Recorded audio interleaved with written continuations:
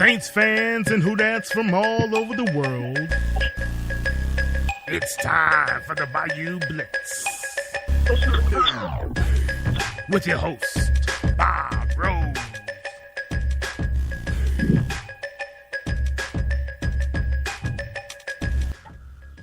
Good evening, New Orleans Saints fans, fans of the NFL, and fans of the Bayou Blitz.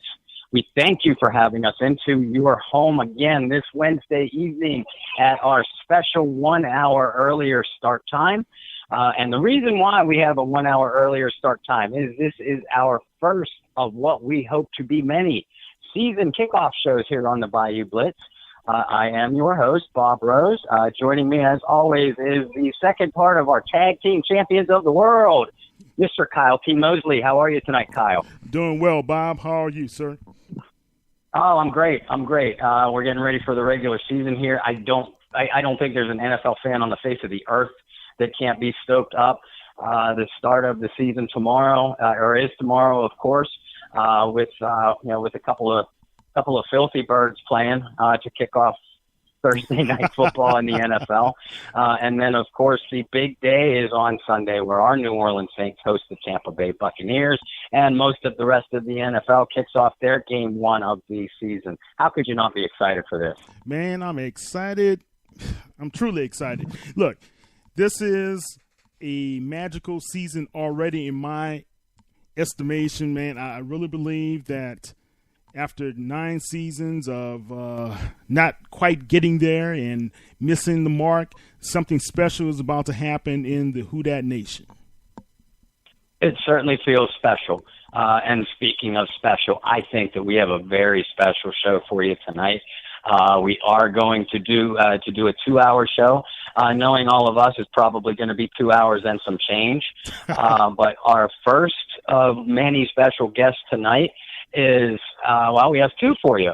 We have the co-host of the Under the Dome podcast on Tuesday evenings, Mr. Allen Ulrich, and I don't know if he's joined us yet, Mr. Sean Williams. Gentlemen, how are you tonight? Doing good, Bob. How are you doing? Oh, I'm terrific. Getting ready to pack up the family for a Florida vacation. We leave tomorrow morning. Life is good, guys. How's life down there? Oh, well, we dodged a bullet. Gordon decided to go up between the Mississippi and Alabama border, so we just got a lot of nice weather today. I mean, it's warm, but it's not as humid as it has been, because that's typical when a tropical storm or tropical system comes through, kind of sucks up all the moisture, and we get some nice weather. So it's been very nice today. Well, the good thing is that Saints play indoors. So. Oh, of course, yeah. And by the way, your two guest thing is half off. Most people prefer to refer to me and Alan as 1.5. So, hey, Alan, you get counted? I don't know. I'm the half side. No. I'm just 0.0. And our contract negotiations gave us counted, but did not include pay. So we're up for renegotiation after our rookie contract expires at the end of next year, I think. Hold on, wait up. Look, I'm the GM. I don't even have a contract. No, they picked up the option year on me. I'm still locked in that rookie wage scale, which is nothing. Well, that's okay, guys. I'm afraid to get on a bus with what happened to Teddy Bridgewater. So I'd say being the new guy in town, my roster spot is even more in jeopardy than any one of you guys's. Oh man, we are. I said this earlier in one of the chats on Facebook. I said we are a Teddy Bridgewater traded for an offensive lineman away from a total meltdown on Saints social media right now. Guys, yeah, my goodness, yes. I want to ask you guys' opinion, and I'm not attempting to hijack the broadcast here. This is my co-host side kicking in. Today we learned that possibly Pete is a little more serious than what initially was looked at, and the wake of that is that we narrowed the running back pool, which was, I think we can all agree, as deep as talent-wise, as deep as we've seen in some time.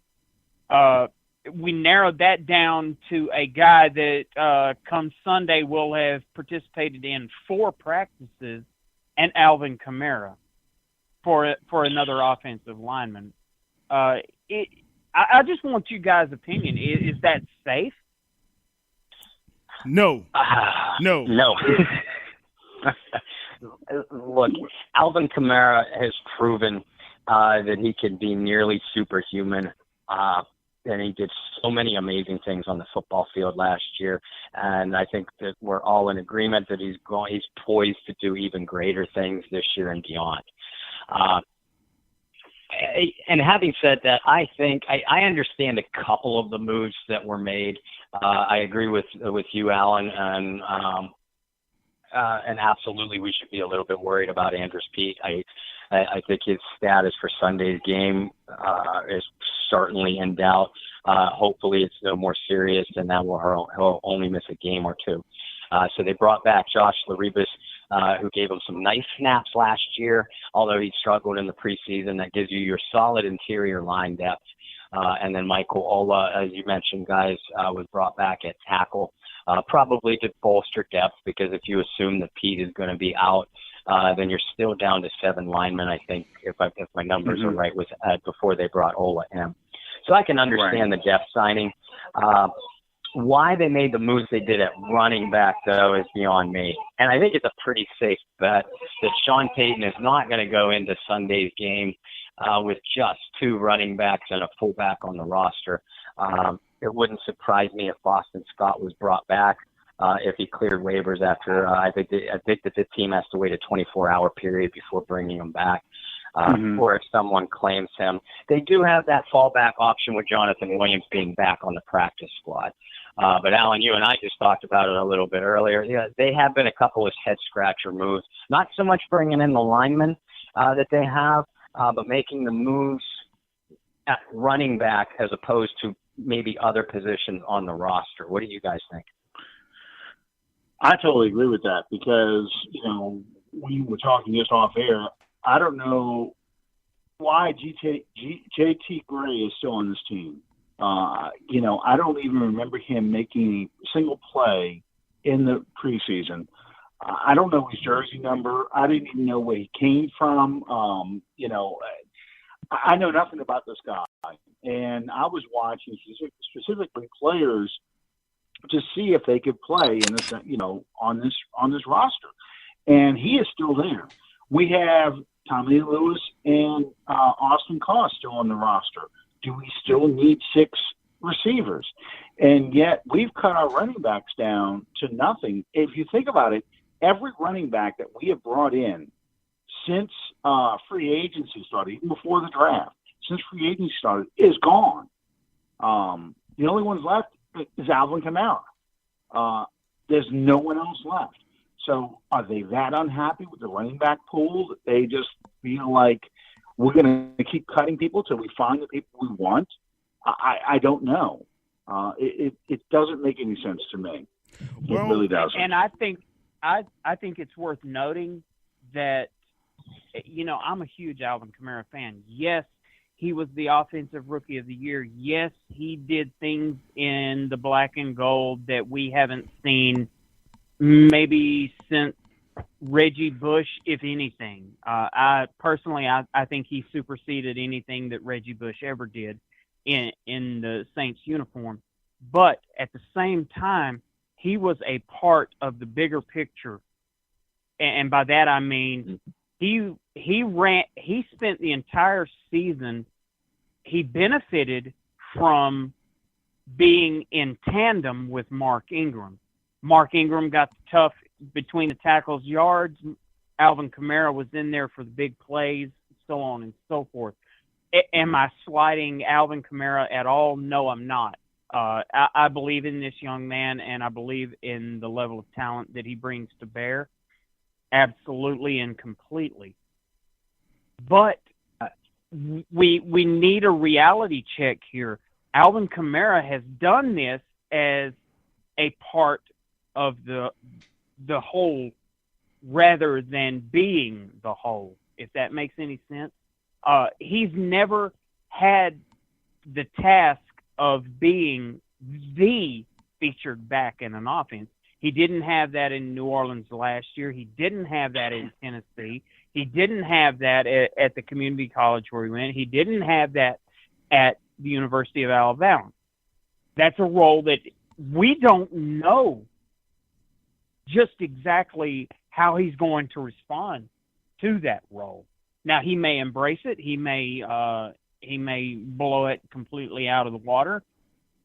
But, you know, that's an unknown. I think that it is a really advantageous position for the Saints to be in, that they open against a disabled, if you will, Buccaneers team that's going to be without their franchise quarterback and without a defense. I'm sorry, did I say that out loud? When I received the notification today that Boston Scott had been waived, I immediately forwarded it to Bob, and I said, Drew very well may break the record on opening day. Now, the reality of this situation is I do believe that Peyton, as Alan alluded to, I believe that Boston Scott or someone will be brought back before Sunday, because Sean Payton is too sharp a mind and too good a coach to go into opening day. And as Alan alluded to last night on our show, the New Orleans Saints have not won an opening day, a home opener since the year 2013. Wow. Sean Payton is too sharp a coach and too great a coach to go into that with a really good running back and somebody who's had 4 practices to learn the playbook. And by that, I mean Gillislee. Gillislee may turn out to be the most outstanding Saints running back ever in the 53-year history. But right now, he's a guy that just got into town, and he doesn't know this offense. He doesn't know Sean Payton's offense. Right. And I believe that there will be something done between now and Sunday to address that concern. I really do. Well, I can tell you this, guys, and I concur with what you guys are saying as far as bringing in another running back, if it's Scott or if it's elevating Williams off of the practice squad, so be it. There's something about J.T. Gray that Mike Westhoff really likes. That's why he's still on this team.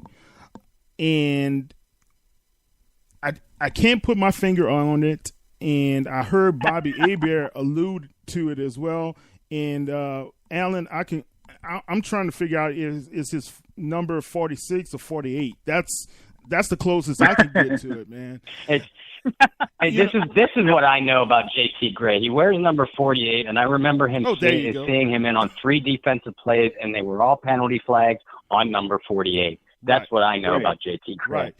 But somewhere he is. You know, he's well. I'm sorry to interrupt. Sorry to interrupt you, Kyle. Well, hold on, Alan.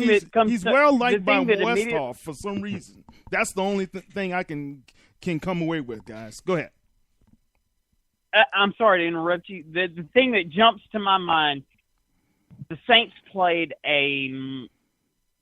it was either a Sunday night game or a Monday night game, and I remember being tuned into NFL Network because Randy Moss was on there, and Deion Sanders was on there, and Randy Moss looked at Deion Sanders and he said, You know, I line up against a defensive back that's number 40 anything, I'm fixing to light him up.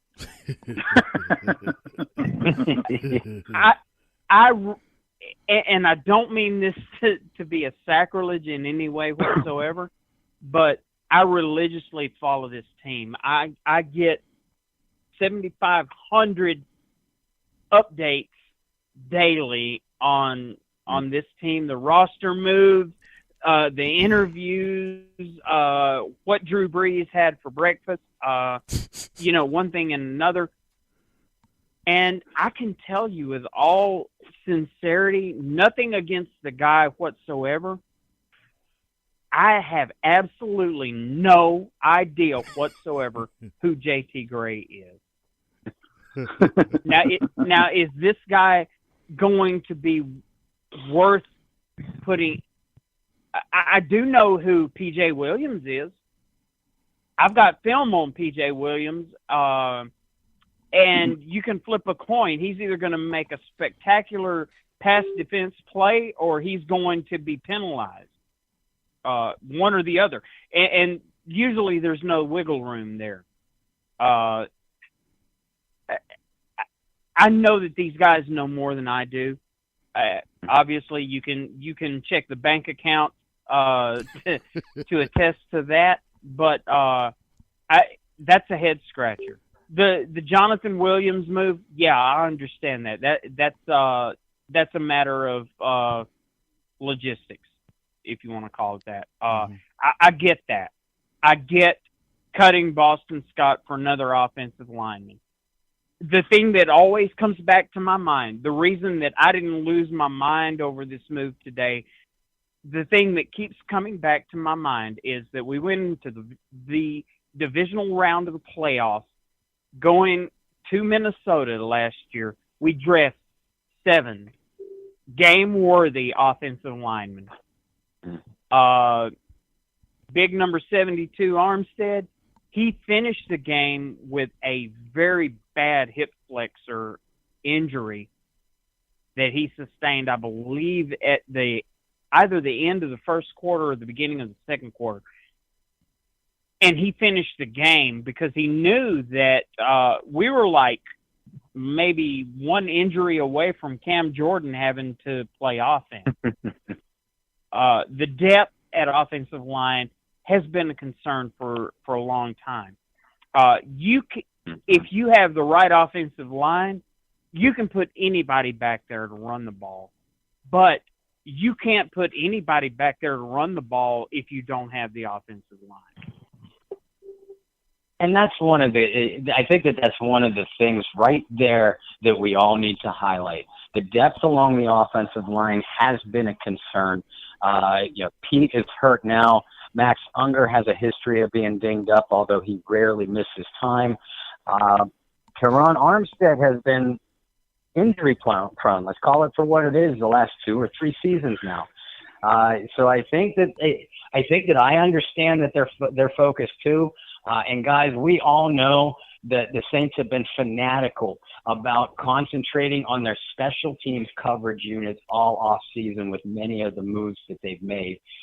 They've been trying to add speed and skill along there. We saw the coverage units were improved last year, but obviously not enough in their viewpoint. So I think that a lot of these moves, like a JT Gray sticking around, is based towards that. And actually, that's a nice segue to our guest for the second part of our show, New Orleans Saints Hall of Famer Tyrone Hughes, who of course made a living. He was a very good safety, but he made a living as a special teams guru and a terrific kickoff returner. So I can't wait to pick his brain about some of those moves. And going to be a true honor to get him onto the show as well. But I think that the back half of this roster is geared specifically towards, like you said, Sean, the specialty or the offensive line depth and how they finished the season last year, and with an eye on a faster, more skilled coverage unit. Were there any, before we move on to the next segment, were there any other moves, any of the 3 of you that really jumped out Is if you categorize as a thumbs up or a thumbs down? No, that's the biggest one is just the running back moves and how they plan. What their game plan is for Sunday, because it was the first day of practice. This is the first day of the install of the game plan. So is it going to be, basically Alvin Kamara getting the majority of the touches with Drew Brees throwing the ball 40 times? We don't know this yet, and I'm nervous because even though Pete was the only player listed on the injury report, to bring in Ola makes me wonder if they're concerned about depth as well, because now you have essentially 4 offensive linemen as depth.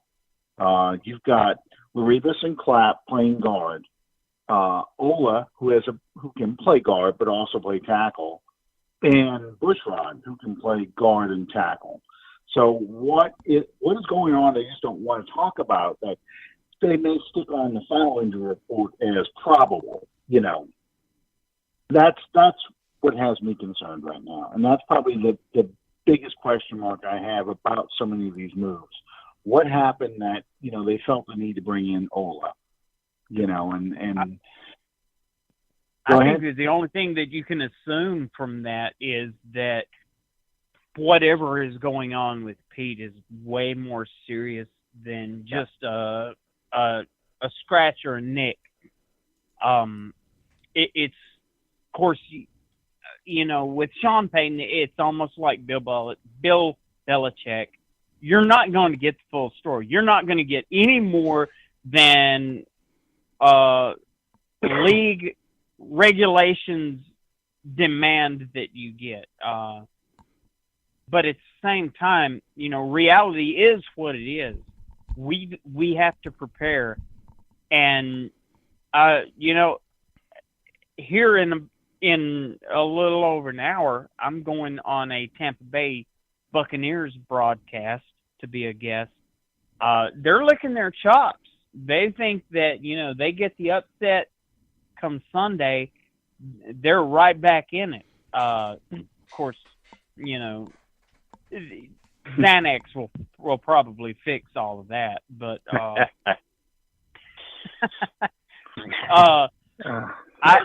I really don't think that if the team that comes out of the tunnel on Sunday is laser focused, which I have absolutely no doubt that they will be, and to go back to the banner in the practice facility of a year ago, do your job. Everybody, I listened to Clay Travis this morning, and not Clay, but one of his they were making their picks for the year. One of his underlings picked the Super Bowl to be New Orleans and New England. This, and I say that not to pay credence to Clay Travis by any means, but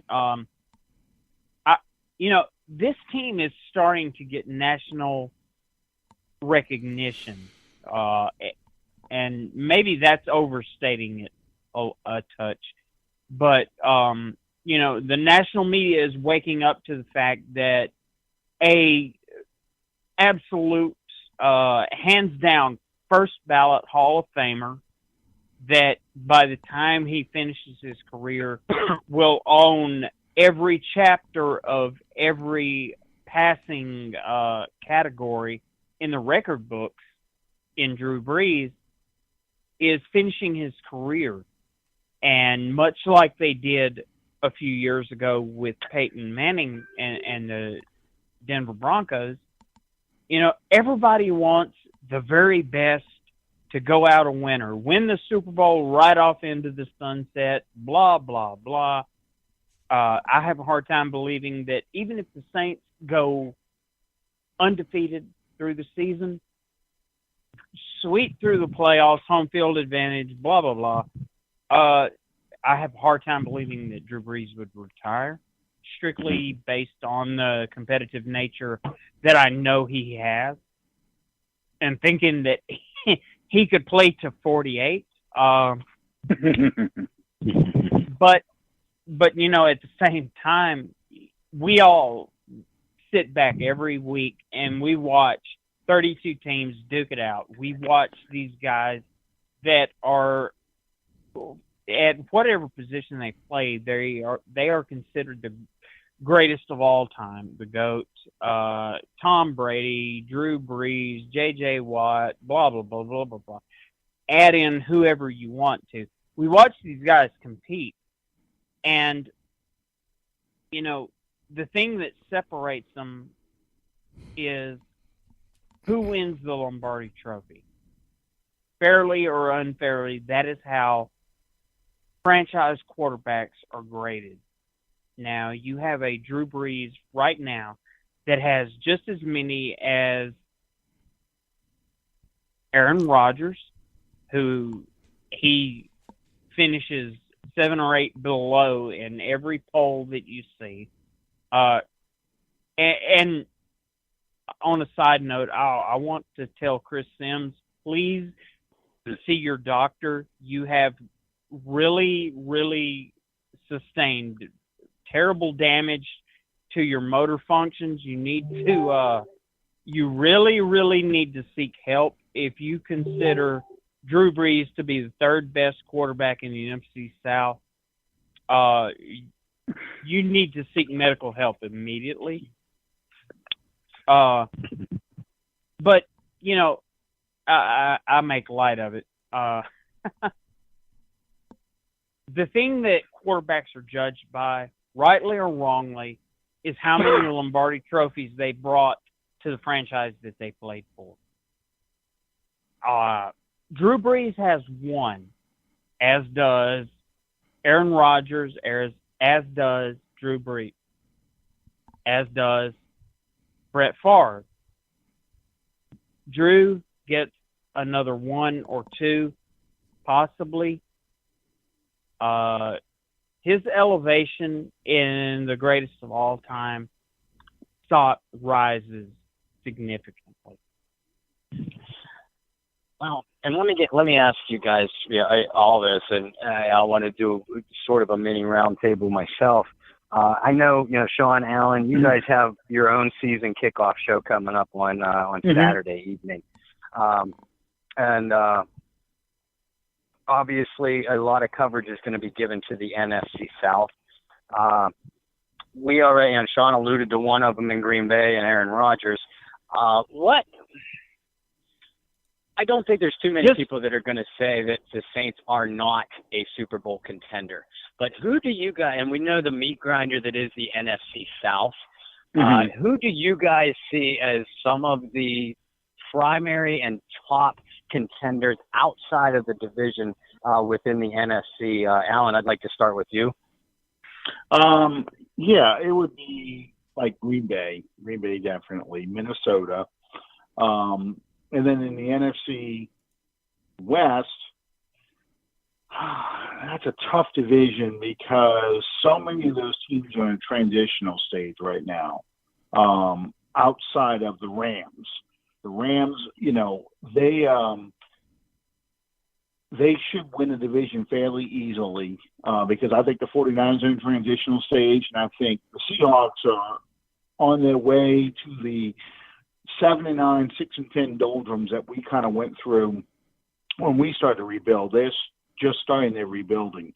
And the Cardinals transitional as well. In the NFC East, you have to favor the Eagles, the defending champions. And we'll see how the Giants do with a new head coach and a new philosophy. They're going to build it a lot around Barkley running the football, play action, then Odell Beckham. So, and I kind of have the Cowboys and the Redskins bringing up the rear in that division. So, yeah, I would say it's the Vikings, Packers, Eagles, Giants, and Rams. Those are the biggest challenges outside of the NFC South to the Saints. How about you, Kyle? Who do you see? I mean, we know some of the big guns that are coming out of there. But outside of them, of the big guns, is there anybody that you can see falling a little bit, maybe being a little bit overrated, or anybody under the radar that you're thinking, hey, watch out for these guys?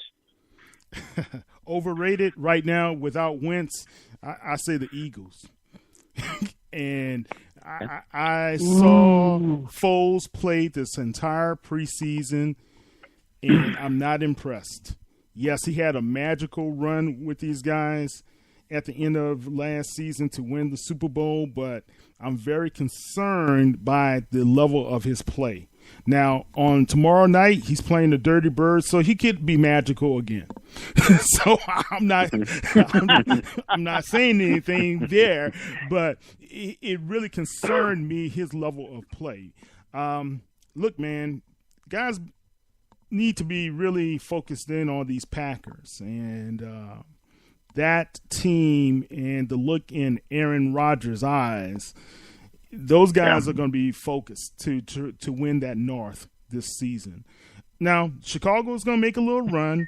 I don't know what's going to happen with the Vikings, but I really like what I saw from the Green Bay Packers in preseason and how they are focusing, and that offense can possibly get back in tune, especially with a healthy Rodgers. So those are just some of the teams that I kind of have my eye on in the NFC at this time. How about you, Sean? I know you have talked about a couple of dark horses over the off season. I thought Kyle was actually from the New Orleans area. I didn't realize he was actually from Wisconsin. Hey, look, no, don't get it wrong. Don't get it wrong. I gotta show some respect, though, Alan. Look. That's all it is. Hey, it's just a mere respect. You got to take into account reality.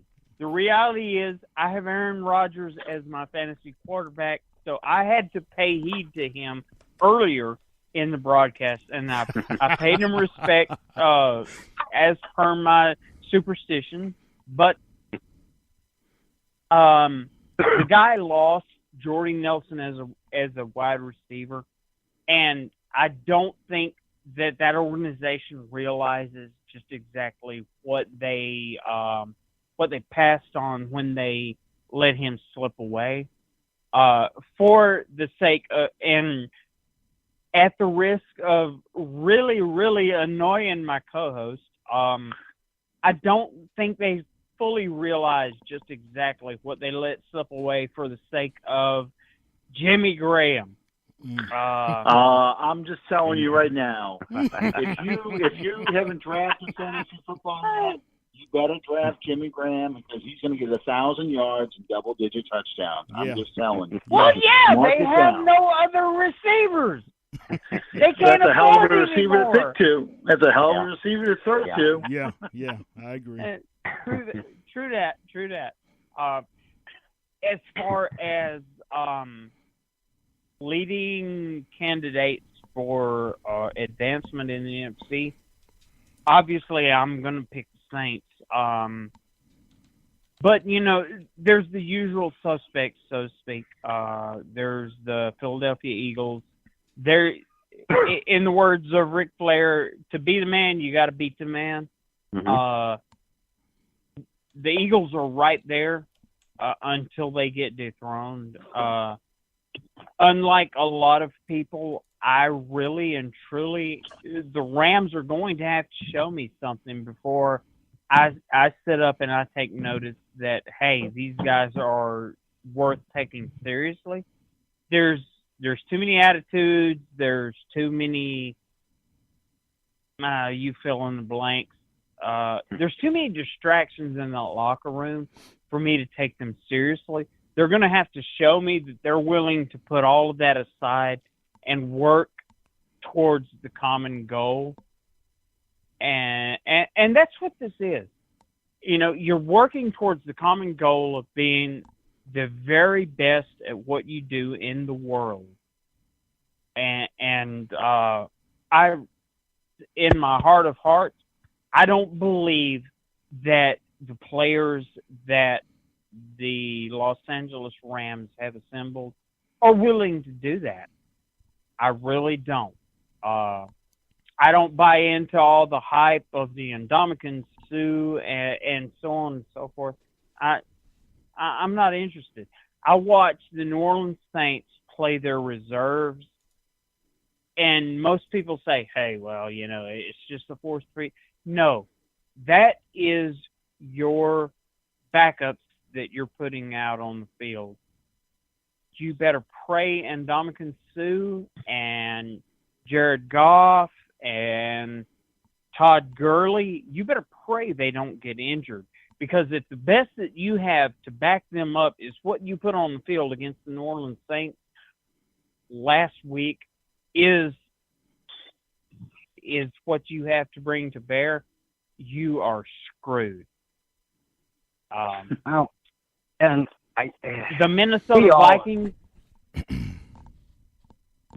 Vikings, they, until they prove otherwise, they are going to be something that is going to have to be dealt with.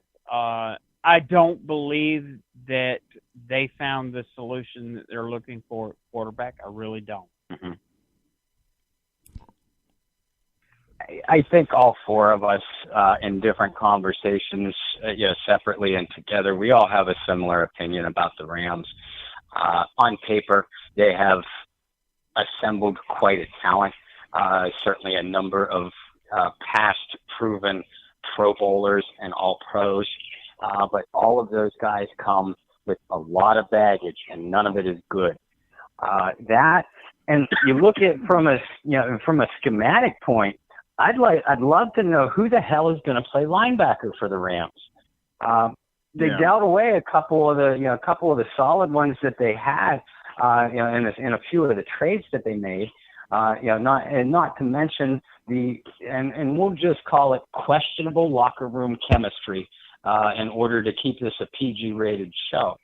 If they start to stumble a little bit, they are going to be a psychologist's dream within that locker room. And I think, and Alan, you and I have talked about it before. This reminds me a lot of the 2011 or maybe 2013 Philadelphia Eagles self-proclaimed dream team.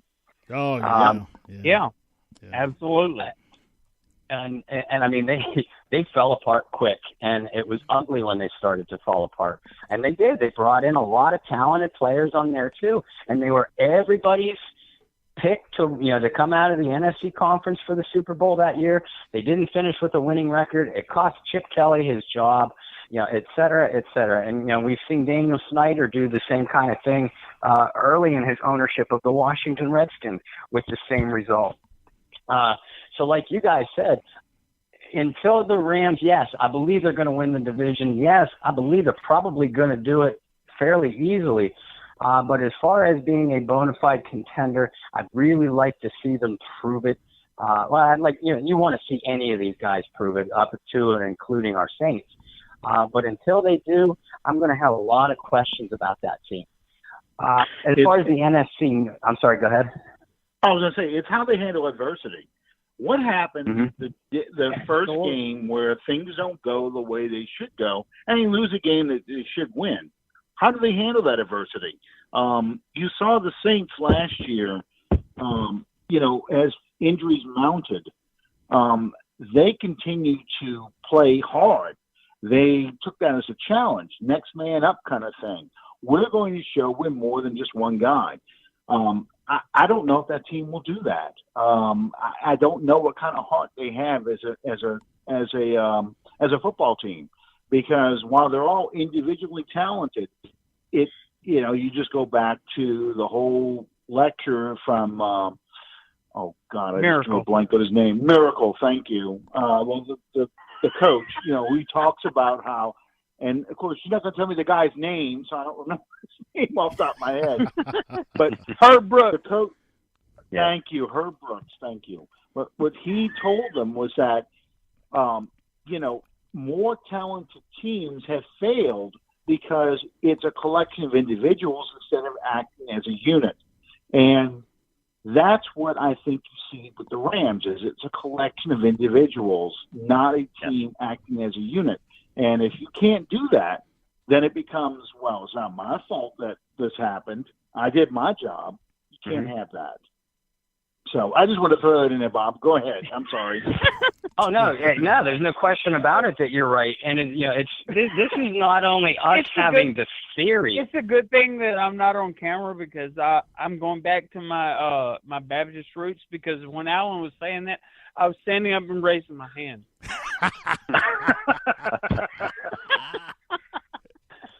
Well, as long as you were having your hand pointed in the right direction, I guess that'd be okay. He was testifying. Yeah, well, you know. I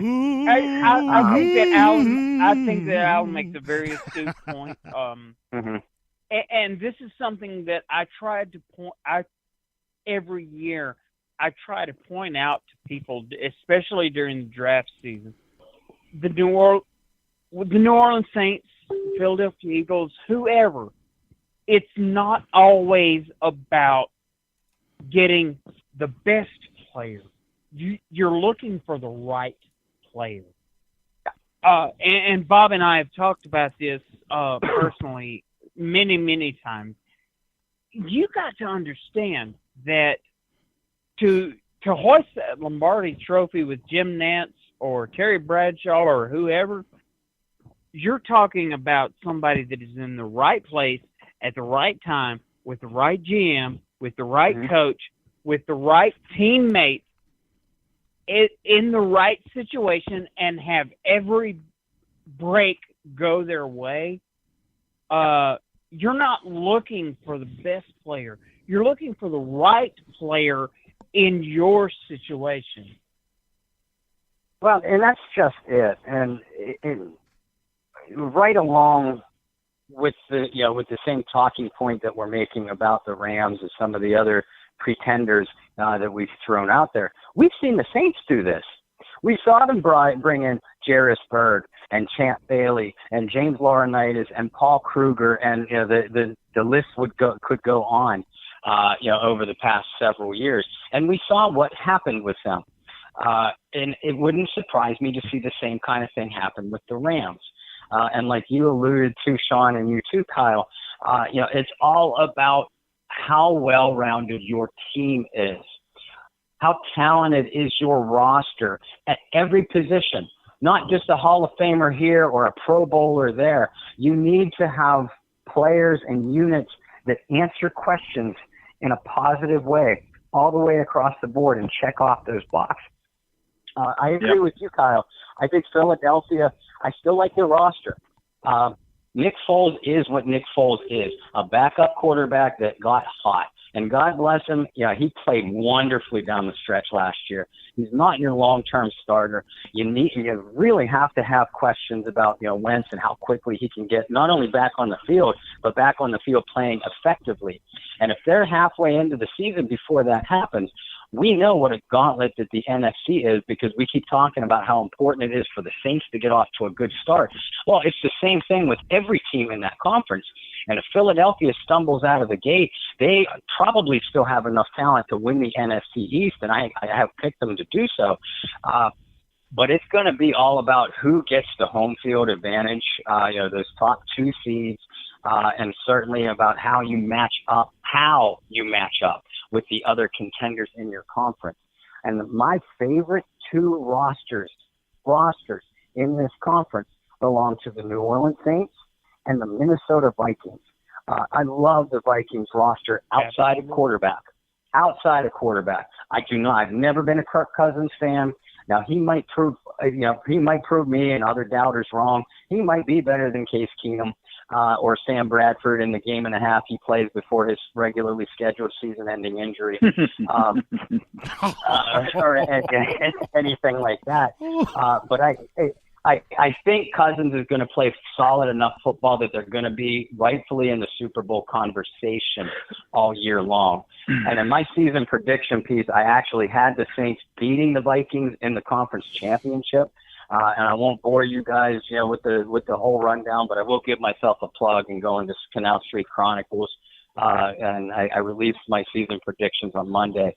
And I did have the New Orleans Saints defeating the Houston Texans in the Super Bowl. And with that, I'll segue into the AFC. Obviously, we pay a lot of attention in what we do and who we cover. We pay most of our attention to the NFC. But Kyle, I'd like to start with Hugh.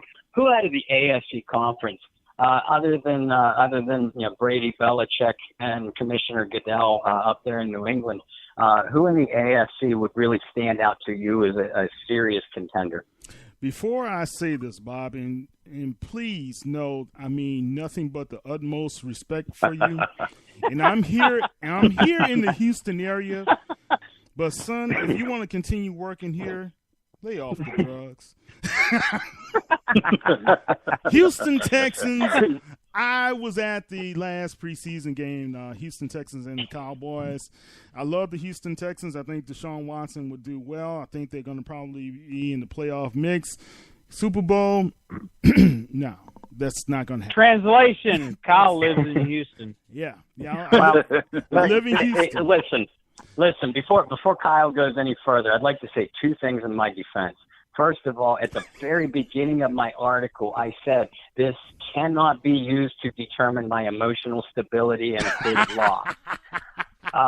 And secondly, I'd like to remind our listeners, and if you're fans of Kyle Mosley and you followed his show, The Crescent City Connection, I was on there last year, and I said that the Saints would win the NFC South with an 11-5 record.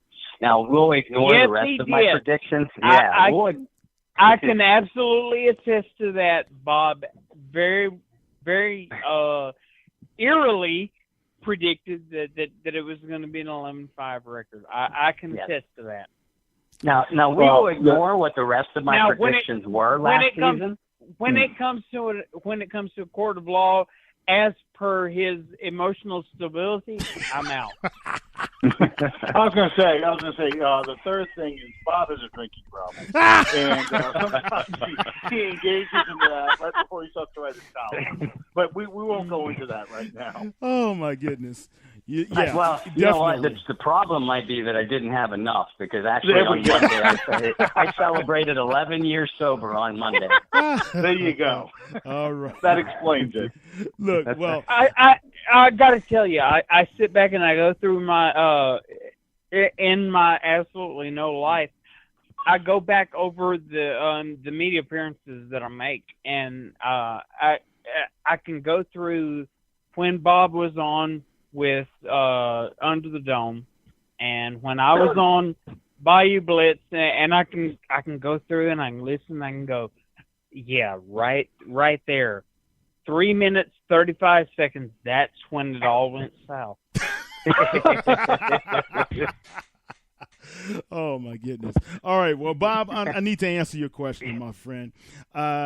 Look, of course, New England's going to be in the mix, right? Because there's nobody out there on that East division that's going to really be a challenge to those guys. Right. No. The Chargers. Well, I mean, they're the Kings until they are dethroned, right? Mm-hmm. Right. Correct. The Chargers, I like what I see out of those guys, and I like what I see from the Jaguars as usual. I think the Jaguars will take the South Division again. That's why I believe Houston is just going to have a tough season trying to face those guys. But don't count the Chiefs out. That might be my dark horse there. Steelers, in my opinion, man, I sure hope so, because Patrick Mahomes is my backup quarterback in fantasy. Yeah. Look, the Steelers, man, I just believe those guys are starting off dysfunctional again, man. Yeah. So I completely agree, Kyle. I want to attest to what you're saying. I have absolutely no belief in the Pittsburgh Steelers, and of course, Bob, location-wise, Bob can probably speak more to what I'm saying. I have absolutely no belief that they Jack Lambert roll over his grave. God bless him. He's not even dead. No. There is absolutely And Allen too, because Allen is a long ago Pittsburgh Steelers fan. Jack Lambert, Jack Ham, Mel Blunt, the gauntlet there, Donnie Shell. Yeah. There is, since Troy Polamalu left, since Troy Polamalu and Dick Lambeau left, there's absolutely no Pittsburgh Steelers defense like there once was. And I don't care how many Harleys Ben Roethlisberger rides without a helmet, he's not Superman. And there is no opponent that is going to dethrone New England until Tom Brady decides that he's had enough and that's it. Now, there's your Jacksonville Jaguars, who if truth be told, I don't think the Jacksonville Jaguars even make the playoffs next year. Wow. And LSU fans are going, God, you Satan! I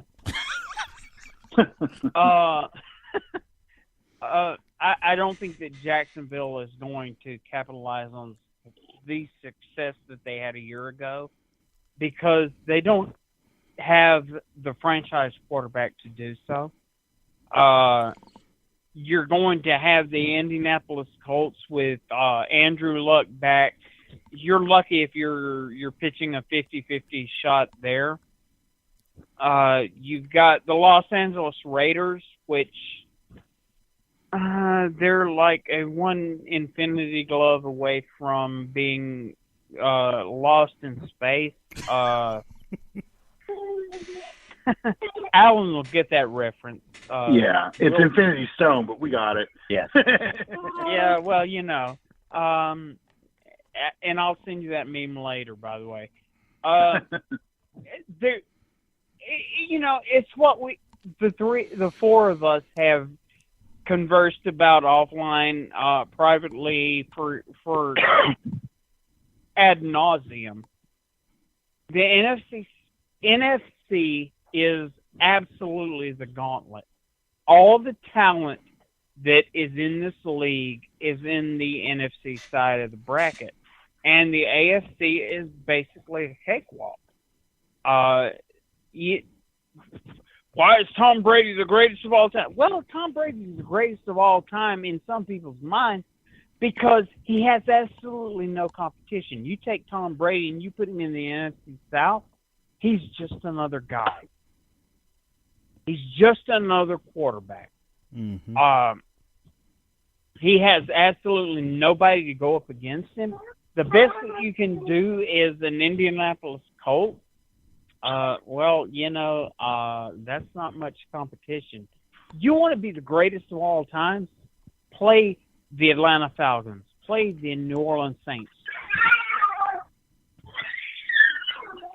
I feel the same way, Lord, man. You have a cat back there? What is that sound? That's his Me? son. That is my son, Will. That is your son. Okay. Yes.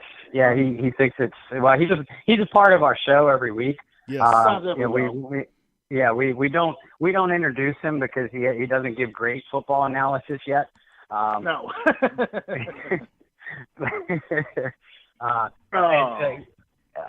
But Kyle, I just realized that we cut you off when we were talking about the Saints offensive line and Ola Laribas. I'll say I'm having a delayed reaction because I've clearly taken too many shots to the head over the years. That's okay, but man. I just That's realized okay. that we interrupted you and your thought there. So before you finish with your AFC contenders, if you don't mind doubling back. Yeah, no, look, man. I'm just going to say it like this. You sign Laribas, you sign Ola because Pete fills both of those voids. He was the backup to Armstead if Armstead went down. Now Pete's down. Ola has to be that backup. Someone has to be his backup, and that's Laribas. That's it. That's the only reason why they had to sign two people for one. And look, this is a cat and mouse game the Saints usually play.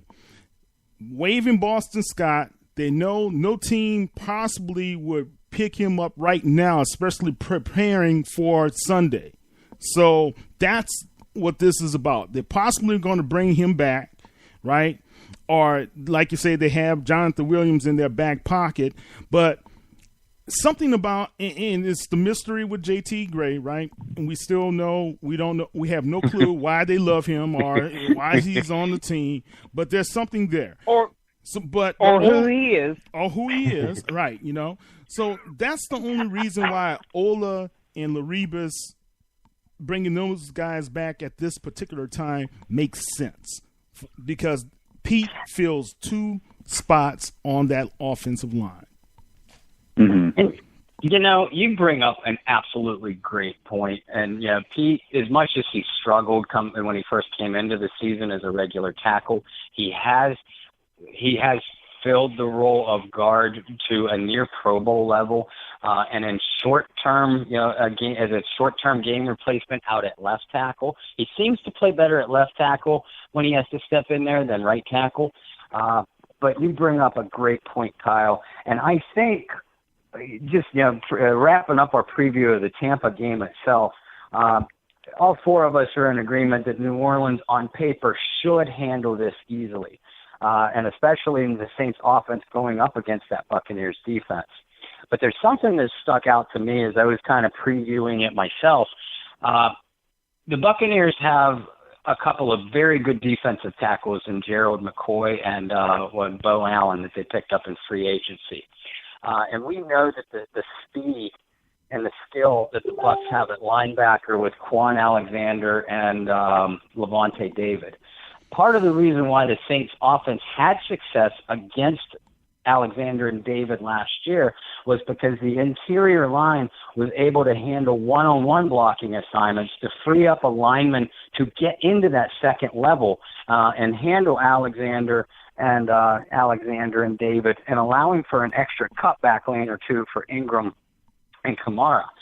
So I think if the Saints were to struggle in this game offensively, I can see it being on that interior line where they sort of get tied up and they can't open those running lanes if the Saints even decide to run the ball or allow that interior pressure to get to Drew Brees. And we know that makes almost any quarterback uncomfortable, but particularly at Brees' shorter stature. You put interior pressure on him, and the end result is going to be a couple of key mistakes throughout the game.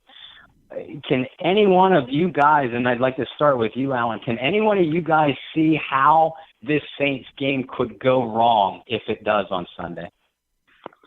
The biggest thing is they can get to Brees. They can put a lot of pressure on Brees and force turnovers. We do not do well when we lose the turnover battle. Go back even to 2011 to the San Francisco 49ers playoff game. We had 5 turnovers in that game.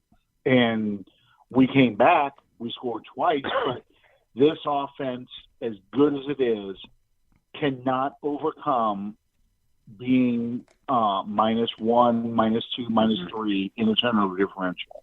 And that would be the key to us losing this game is the Buccaneers' new defensive line. I'm thinking of Jason Pierre-Paul, revitalized Gerald McCoy. I don't know if Vedderve is going to play or not. He's listed in the injury report this week. Yeah. But if that defensive line can pressure Brees on in the passing game, and we already talked about the lack of running back, you don't have that power back to kind of soften up that defense. Then you're talking about if you can get Brees to turn the ball over and get some quick defensive touchdowns. Yeah, I can see us losing that game. That's the difference. Right. Great point. Kyle, where do you, if the train were to derail on Sunday, where do you see it going wrong? Well, I have to go back to my good friend, and we lost him this year, and that's Coach Rick Gailey. And special teams must be special. That's what he would always say. And I have to start there. Lutz has to perform well. Tom Morstead has to perform well. Tommy Lee has to perform well, as well as our special teams guys got to get down there, tackle, put these guys in serious field position problems, have that, on our favor. I think last year we often gave teams too favorable field position. So those are some of the things that we've got to take note of with the special teams, how we're going to answer those issues. Also, what concerns me is the kickoff return team for the Saints. If we don't have Boston Scott and we have Tommy Lee, I'd rather have Boston Scott because I believe he could be able to pick up an extra 5 to 6 yards here or there if necessary. Tommy Lee, you hit him one time, he's going to go down. So that's why Boston Scott gives us a little bit advantage, and we know if we have an extra 5 to 6 to 7 yards, that lessens the need to have an extra possession or extra series of downs for our team here and there. So the special teams have to be special. And Alan, you brought up the most glaring thing is we cannot lose that turnover battle. I really wholly agree with that. It seems like every time we play the Buccaneers, especially that last game of the season, the turnovers were the issue again, right? So we can't have any turnovers at all. Now, how well we control the clock is also going to be very critical. And if we don't have a running game to be able to control the clock, how else will we do it? Will be the intermediate passing from Breeze, the possession passing to those guys, and will Carr be a factor when it comes to that, as well as will Meredith be a factor, if he's even on the 43. 46. So anyway, so that's what I'm looking at, guys, as some critical situations for the New Orleans Saints on Sunday. Great points. Sean, what do you see happening on Sunday? Or more accurately, if it goes wrong, where's it going to go wrong at? Actually, I believe that if it goes wrong for the New Orleans Saints, it's going to be because this team took this matchup too lightly.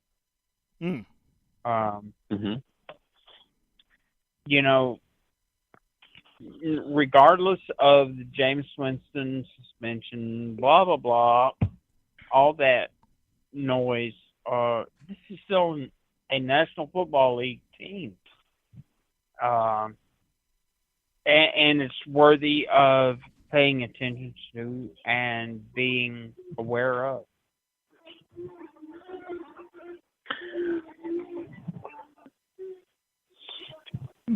I believe that the Saints will absolutely handle their business, and I don't think that there's anything short of overconfidence that will preclude this team from being 1-0 come Monday morning.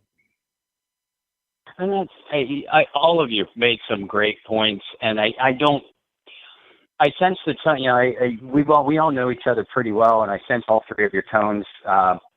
And if I'm reading them correctly, I don't think any one of us are predicting for 1 second that the Saints are going to come out to lose to the Buccaneers on Sunday. But we know through the history of the rivalry between these two teams, that Tampa Bay has been described, and I heard the word or read the word a couple of times this week, a pesky opponent. Just one that'll creep up, and like you pointed out, Sean, if the Saints are a little bit overconfident, this is the type of team and the type of franchise that'll get them. It'll nip them. And we all know that it's the little things that lose the football games, the turnover battle. Even if you only lose it by one, or you have a shanked punt, or you give up a big punt return for field position, and it flip flops, and all of a sudden your defense is on their heels, or the offense is digging themselves out of a hole. It's those little things that if you add them up, two here and 3 there, all of a sudden you're coming out of the gate 0-1, and you pointed it out last night on you guys' show, Alan. Sean Payton does not have a great record in season openers. No, well, the Saints in general don't have a good record in season openers, but yeah, Payton, especially since 2013, has not won a game. He's done it a few times: 2006, 2009, believe 2010 and 2011. They won the home opener, but after that time, the majority of the 07 they started 1-4. 08 I think they started 0-2 or 0-3. Yeah, so it's, and then of course we know what's happened from 2014 to 2017. It's not a good record. The team tends to start out kind of slow and kind of flat, and they really catch fire in October. That seems to be their best month. October and early November, which is good because that's the hardest part of the schedule too. Mm-hmm. We don't finish well. We have not had a great December record under Payton. In some cases, it's because we've already got everything wrapped up and we let the last couple of games kind of go. But even in 2009, the Super Bowl season, what were the games they lost? The last 3 games. Mm-hmm. This team takes some time to get going. The injuries sort of kind of bite us early in the season too. And then we kind of overcome that, get going, get some traction, and then we have to see how we finish the season. So, yeah, it's very important that we start out, and I said this way back when on our show when we start previewing the schedule. It's important that we start first off 1-0, but we start no worse than 3-1 during this Ingram suspension. And if we haven't talked about that elephant in the room really, but if I have one reservation, it is the lack of Mark Ingram for these early games. These are games which I would feel a lot more confident about winning if we had Mark Ingram in there running the ball, because I think the Bucs are soft on the run. I think the Giants are soft on the run. I think the Falcons are soft on the run. Falcons are just soft. The Giants. We did play the Giants, not the Jets. And the Browns. I mean, those are all teams that if we can run the ball and control the clock, as Kyle said, those are games that are easily winnable. If they're games that we have to play in a shootout, or we count on Drew Brees to throw the ball 40 to 50 times a ball game, those are tough games for us to win. Because our defense is built on we get up on somebody early, and then we can turn the pass rush loose with a lot of exotic blitzes, and we can pressure quarterbacks that are making bad decisions. So a player like Marshawn Lattimore or Marcus Williams can make the interception. Our defense is built on defending a team like we field on offense. Yes, very much so. They are a dome team built for speed, and they're built to rush the passer, which sounds funny because we've always had a problem rushing the passer, but we really are. We're built for speed. We're not built for power. We don't have a big space eater in the middle. We don't have linebackers who are big and strong and just dominate you in the running game. We get you with speed. We get you with gang tackling. That's how our defense has traditionally been built under Payton, and this defense is a great example of that. No question. And I just got word that our next very special guest is on the air with us. Listeners, I'd like you to welcome New Orleans Saints Hall of Famer, one of the greatest kick returners I've ever seen, and I wish he was still on the field in Saints uniform doing that duty for us. Tyrone Hughes, welcome to the show. Hey, guys. How y'all doing? Thanks for having me, Bob. Yeah. What's going on, Tyrone? How y'all doing? Who all we got on?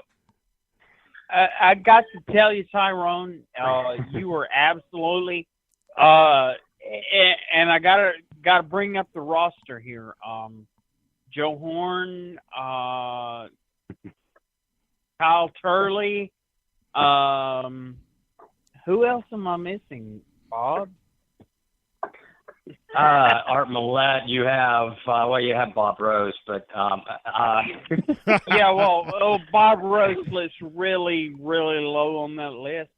Yeah, absolutely, without a doubt, 100% the very greatest guest that we've ever had on the Under the Dome podcast. Tyrone Hughes. And next week when we have another former Saint, he will become the greatest guest we've ever had.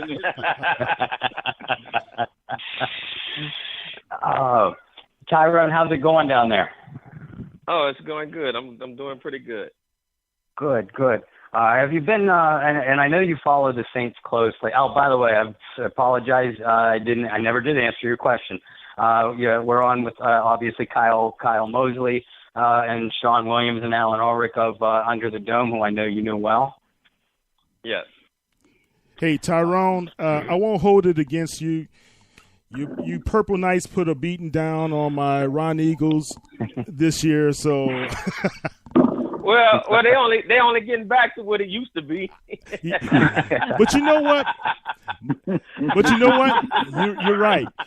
The thing I got to tell you though, Tyrone, my junior and senior year, we beat down you guys back in 82, 83. So we're 2-1 when I was. Now was that with at 35? Neil? That was with Neil, exactly. I graduated with Neil. I heard about that.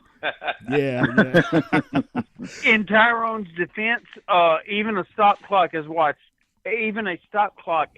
twice a day. Today.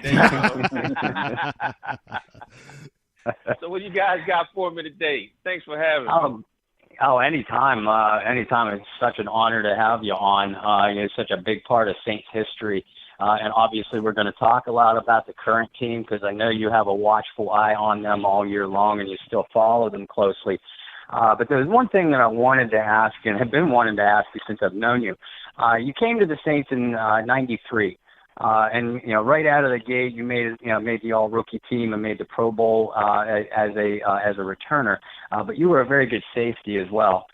New Orleans was. I apologize.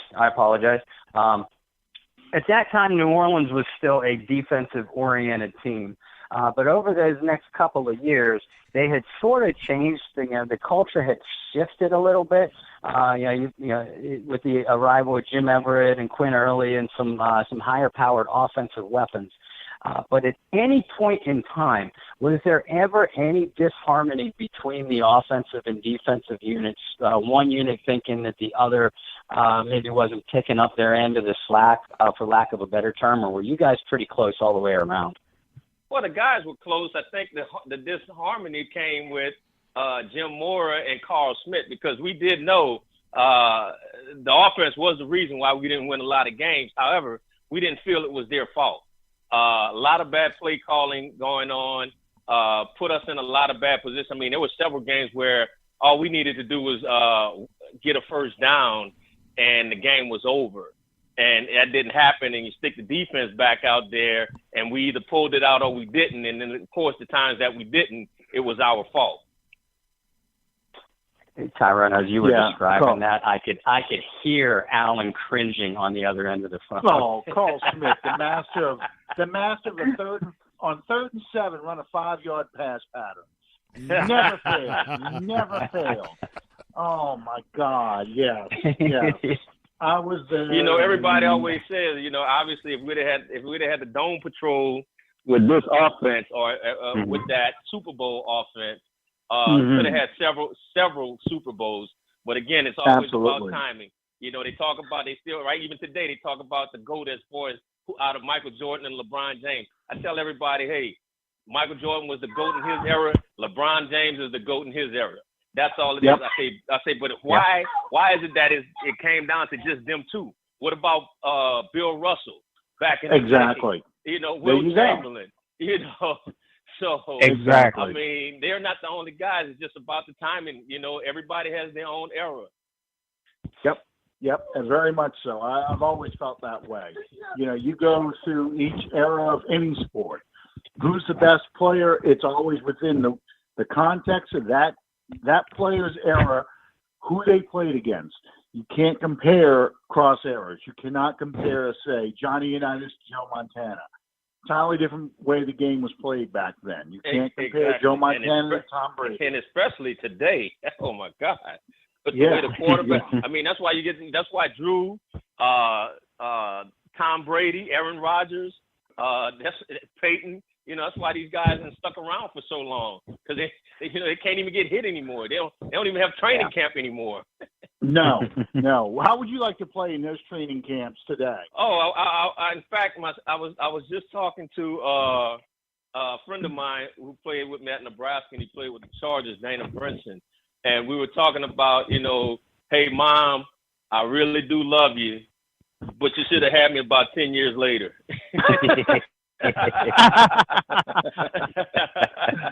Oh, tell me about it. Now, I mean, when I want to ask at the way players are, the lack of knowledge of the game, but they're learning, and that's the thing about it. I mean, the one thing about the NFL, the longer you're able to stay around, the more you go, the faster you're going to learn, the more you're going to learn. Exactly. Just out of curiosity, Tyrone, did you get your Ruston connection today?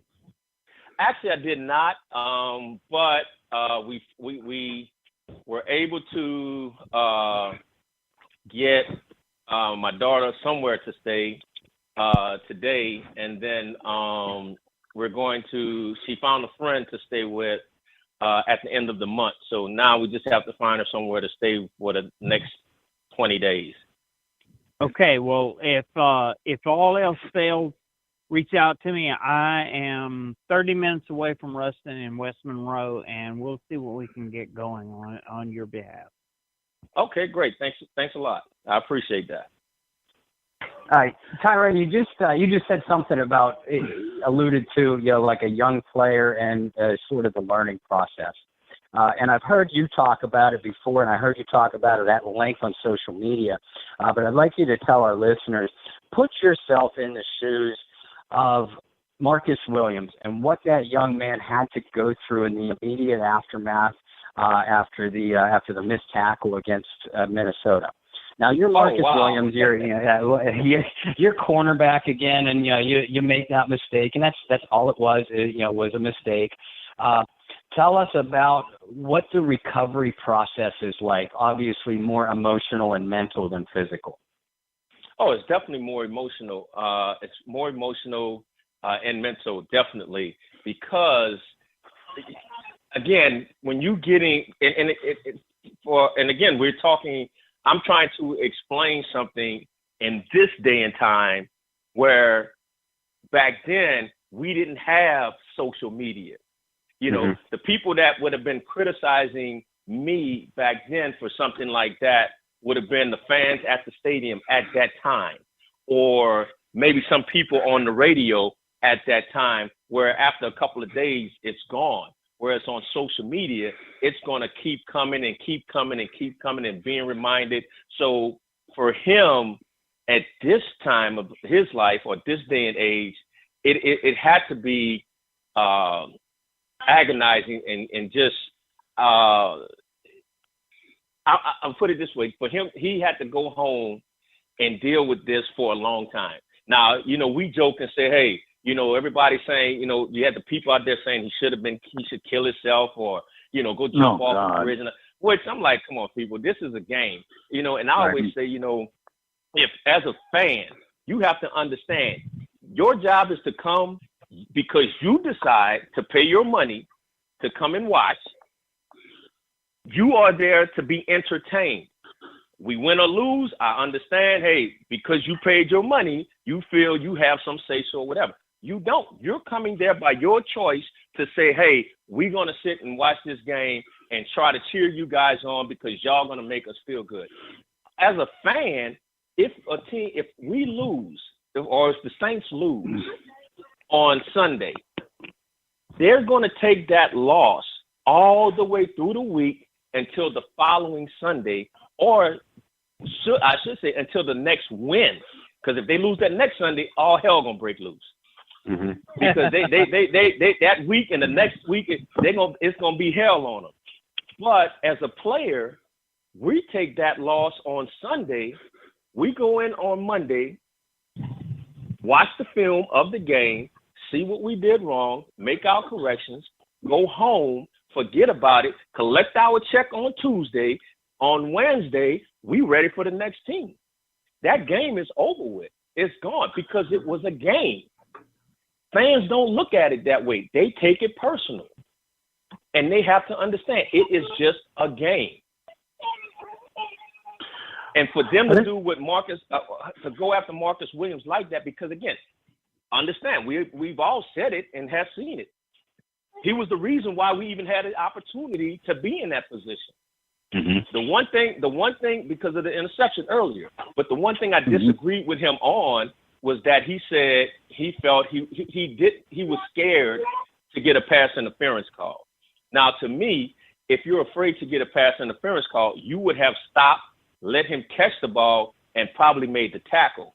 What it looked like to me, now I'm not saying that's not what happened. What it looked like to me was that he actually tried to knock the guy out. And when he went, because his head was down, he threw the shoulder. And when the guy went up, the guy was so high up in the air, he just missed him. Yeah. And when he missed him, he ended up hitting another Saints player that took him out. Now, my question was, where was the other safety from the other side of the field? Because the minute that ball was thrown, that other safety should have been over the top on that side. And then you get all of your conspiracy theorists.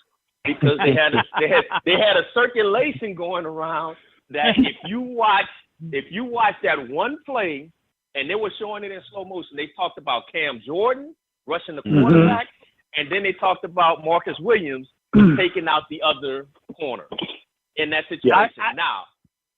Okay, go ahead. I'm sorry, I don't mean to interrupt. I don't know if you were aware that the week or. Let's see, that game was on a Saturday night. The first Tuesday following that game, you were our guest on the Dome. I don't know if you were aware of that or not. And the takeaways that I had from that was, number one, Marcus Williams still got paid that week. And number two, it's just a business. It's one play. If you want to go back over the video footage and the game film of that Minnesota game, why were the Saints down that far at halftime? If they had done anything in the first half, that would have been something that would have been a last gasp effort by the Minnesota Vikings to stay in the game, not something to steal the game. There was about three plays that we could all talk about that the Saints had opportunities to win the game. The first one in the first half, Drew Brees throws an interception in the red zone. The second one is Willie Snead didn't complete the pass to a wide open Alvin Kamara, which would have been an easy touchdown. And the third one is on 3rd and 1, you don't pick up the first down. You look at that first down, you run the clock out, the game is over. Game's over. Yeah. Those are the three plays that stand out to me more than anything else. And you're exactly right, Tyrone. They still get paid. It's a business. The game is over as far as the players are concerned. Fans just like to play forever the what-if game. What if we win that game? We go to Philadelphia and we can beat them. Exactly. If we would have won that game, we were going to the Super Bowl, and we were going to win the Super Bowl. Now, forget about the Philadelphia Eagles. We were going to beat them. Right. We were going to beat them, and then we would have beat possibly Tom Brady or whoever was coming out of the AFC. We were going to win the Super Bowl if he makes that tackle. Exactly. I can't affirm to anything, but I have unconfirmed rumors that if the Saints had actually beat the Minnesota Vikings, that they would have defeated Thanos and his glove Infinity Stone. There you go. They would have got the glove off. They would have got the glove off. And that's why I say you go back to your conspiracy theorists, because they had the video going around of Cam Jordan. Well, watch Cam Jordan on this play where he's going to rush the quarterback, and then he turns around and stops his rush when he had the guy beat. Well, when you play it in slow motion, and Cam Jordan does have the tackle, or it appears that Cam Jordan has the tackle beat. But if you understand football, you would also understand, watching it in fast motion, the tackle was still blocking him. So although he may have had the tackle, what it looked like having the tackle beat, the tackle was still blocking him. So if Cam Jordan would have continued on his pass, that tackle would have blocked Cam Jordan past the quarterback. Now what that does, it creates a gap for that quarterback to run outside of the pocket and buy more time. So when he knew, and as a defensive end, you're taught, once you get to the back shoulder of the quarterback, if you hadn't actually beaten your tackle, you retrace your steps, meaning you come back down to close off the gap. And that's what a lot of guys are not being taught today, especially in high school. They just run up the field saying, I got contained. But with these running quarterbacks, the first thing they're going to do, that's the gap that's up between the tackle and the guard. Yeah. And once that defensive end gets up the field, there's a big old gap there, and that quarterback, who's usually the best athlete now, takes off and runs. So you have to retrace your steps, and that's what Cam did, because when you're watching in fast motion, the guy was still clearly blocking him. So had he continued on, he would have been past the quarterback. Quarterback gets out the pocket, buys more time, they would have completed the ball down the field. Now, when you go back to Marcus Williams' play, again, he threw his shoulder with his head down. That's why I said, to me, it looked like he was trying to knock the guy out when all you had to do was just wrap him up. But as he did that, it just was unfortunate that the corner was right there and he ran into him. But, of course, they're saying, oh, he purposely took the other corner out. I'm like, well, goddamn, he got some hellified targeting skills. He really got some targeting skills. Exactly.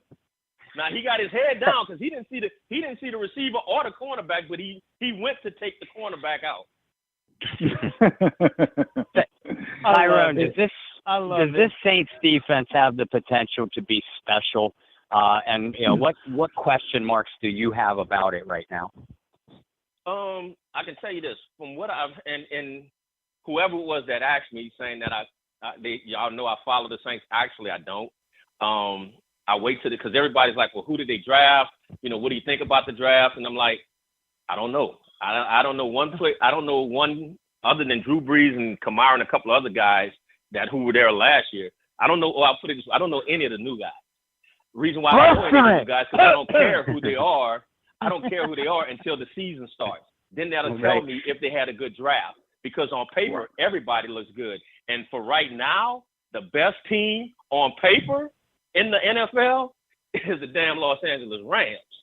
Now, I don't know y'all can forget about what they looked like when they played the other night. But that wasn't the starter. I'm sorry. I have to have IV. Y'all go on without me. I'll rejoin you as soon as possible. Okay. Tyrone, I want to ask your opinion, and I by no means am I wanting to hijack Bob's broadcast, but I want to ask you the question. I've wanted to ask you this for some time, actually. You look at the Ndamukong Suh, you look at the cornerback. Is there reason for Aqib Talib and Marcus Peters? Yes. Is there reason for people? And now Aaron Donald that they've got signed.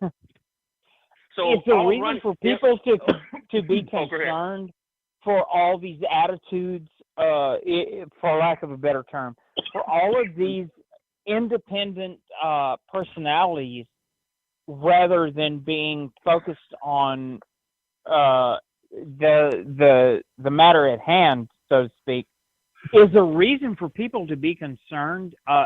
And the reason that I ask this before you answer, I get all the time,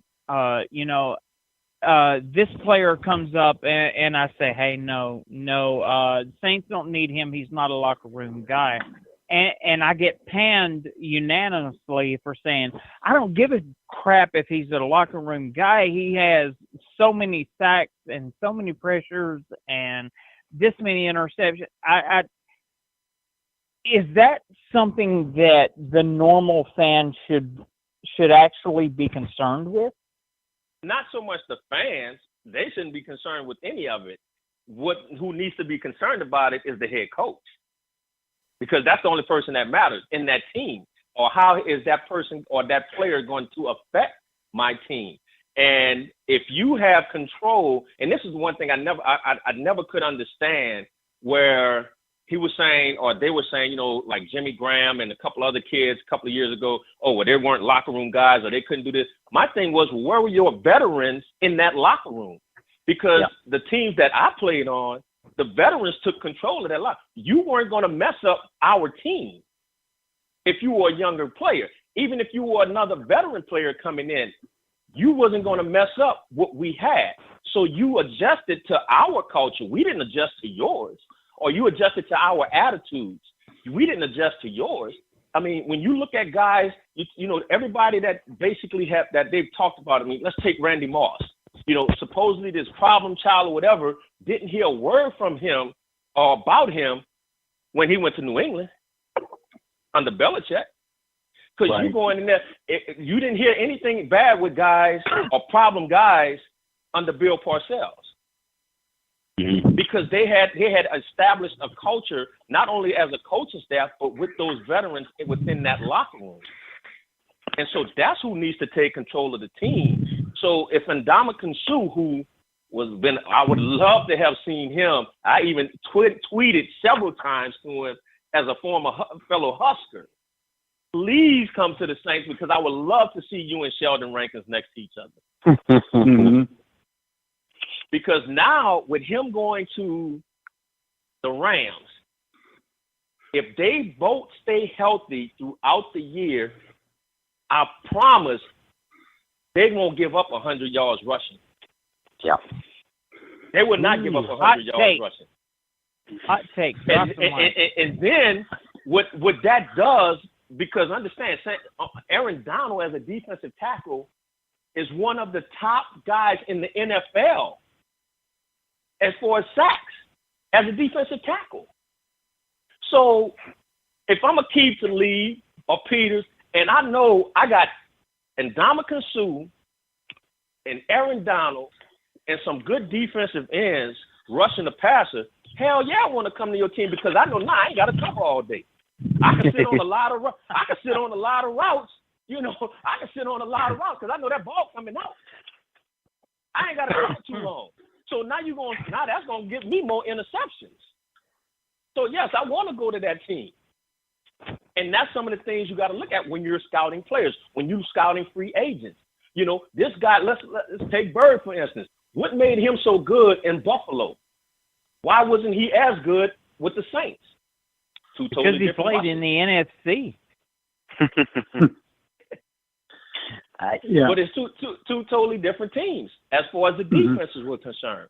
And so far, what I've seen from the Saints this year so far, from the first couple of preseason games that I did watch, their problem. Well, first of all, they play. Who did they play the first game?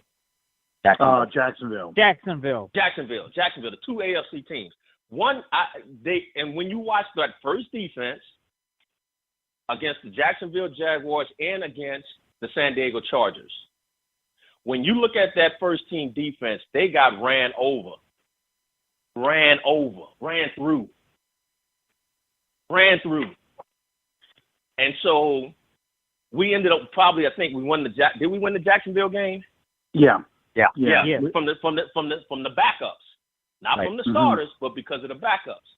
But when you look at that first Jacksonville offense, that first San Diego Chargers offense, versus our first defense, they got ran through.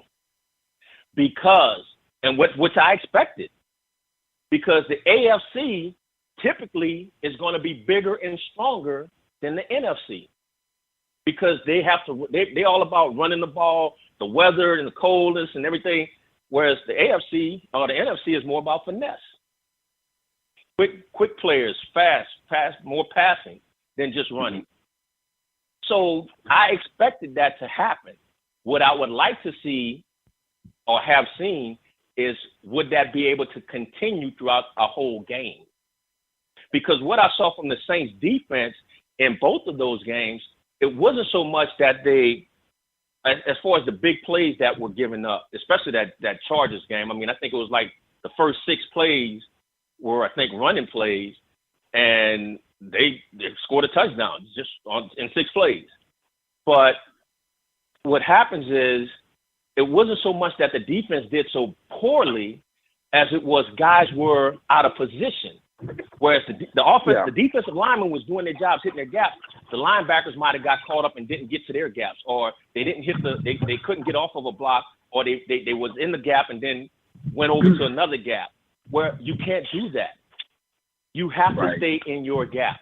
Play the gap and that's what I saw from the Chargers game specifically, is that the linebackers weren't hitting their gaps, their proper gaps that they were supposed to, which basically or essentially created big holes, and that's how they were able to run the ball down the field. I'm sure they're going to get that.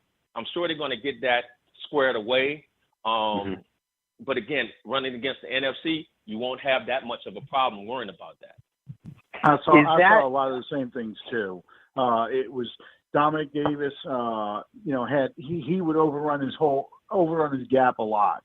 I saw that several times, and they didn't set the edge. The outside linebacker didn't set containment, or the cornerback didn't set containment to force the run back to the inside, but the rest of the defense is, and let them get to the outside.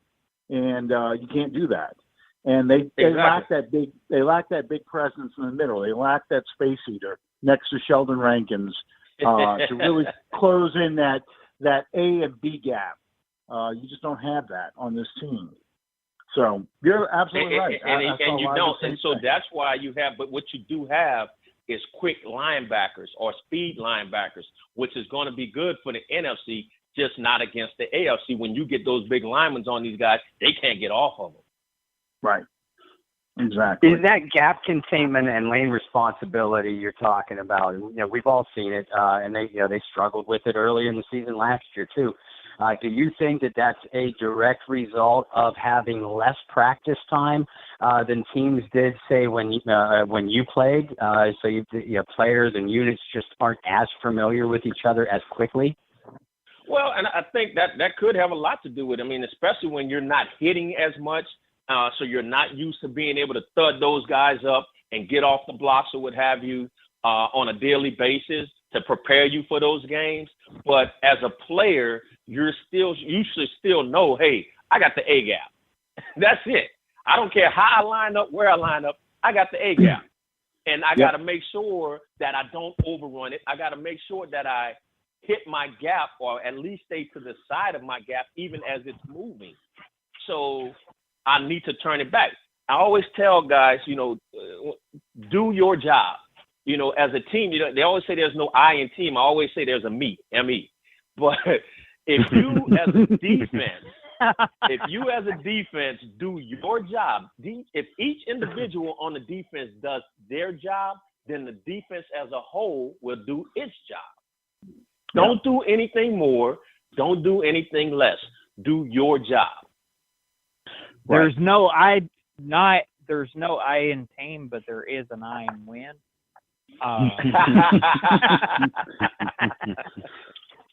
I held that especially for if I ever ran across Tyrone Hughes again. There you go. Well, I want to ask you too. Let's jump over to the special teams. You say you watch the Saints pretty closely this preseason. The last few years, all of us have been screaming, why can't they find a return man? Now, from what you see, is it a matter of they just haven't found the right guy, or is it the lack of blocking in front of him? Well, I think, first of all, I still have not seen or understand this new kickoff return rule as far as alignment. I haven't seen it in the game yet. Thank God. Again, I thought it was only me. And I still don't understand it as far as what the rules are. So I'm going to have to call somebody on it and get that one figured out. But one of the changes is that you got guys who, first of all, as far as kickoff returns, I mean, most of the balls are going out of the end zone, so there's no time or there's no chance or opportunity for them to return kicks. As far as punt returners, I think it all has to do with, one, the will of the guys up front blocking for you, and then two, the schemes that you put in. And I think, obviously, the returners. You know, one of the things that made me such a great returner is that I had done it since Pop Warner. I was always a punt and kick returner. You know, some guys come into the NFL and try to become a returner to make the team. Never did it before. You got some guys who may have done it in college, some guys who may have done it in high school. But for me, it was something that was just natural. As a punt returner, I never had to take a peek or look down to see where guys was at. I knew while looking up at the ball if I needed to fair catch or if the guys down were my guys or if it was the other team's guy. It's just a feel that I had. And so I can always focus on the ball where I never had to take a peek or look down to see where guys were at and then look back up for the ball, because just that split second, that ball can move and it could cause you to drop it. I don't know.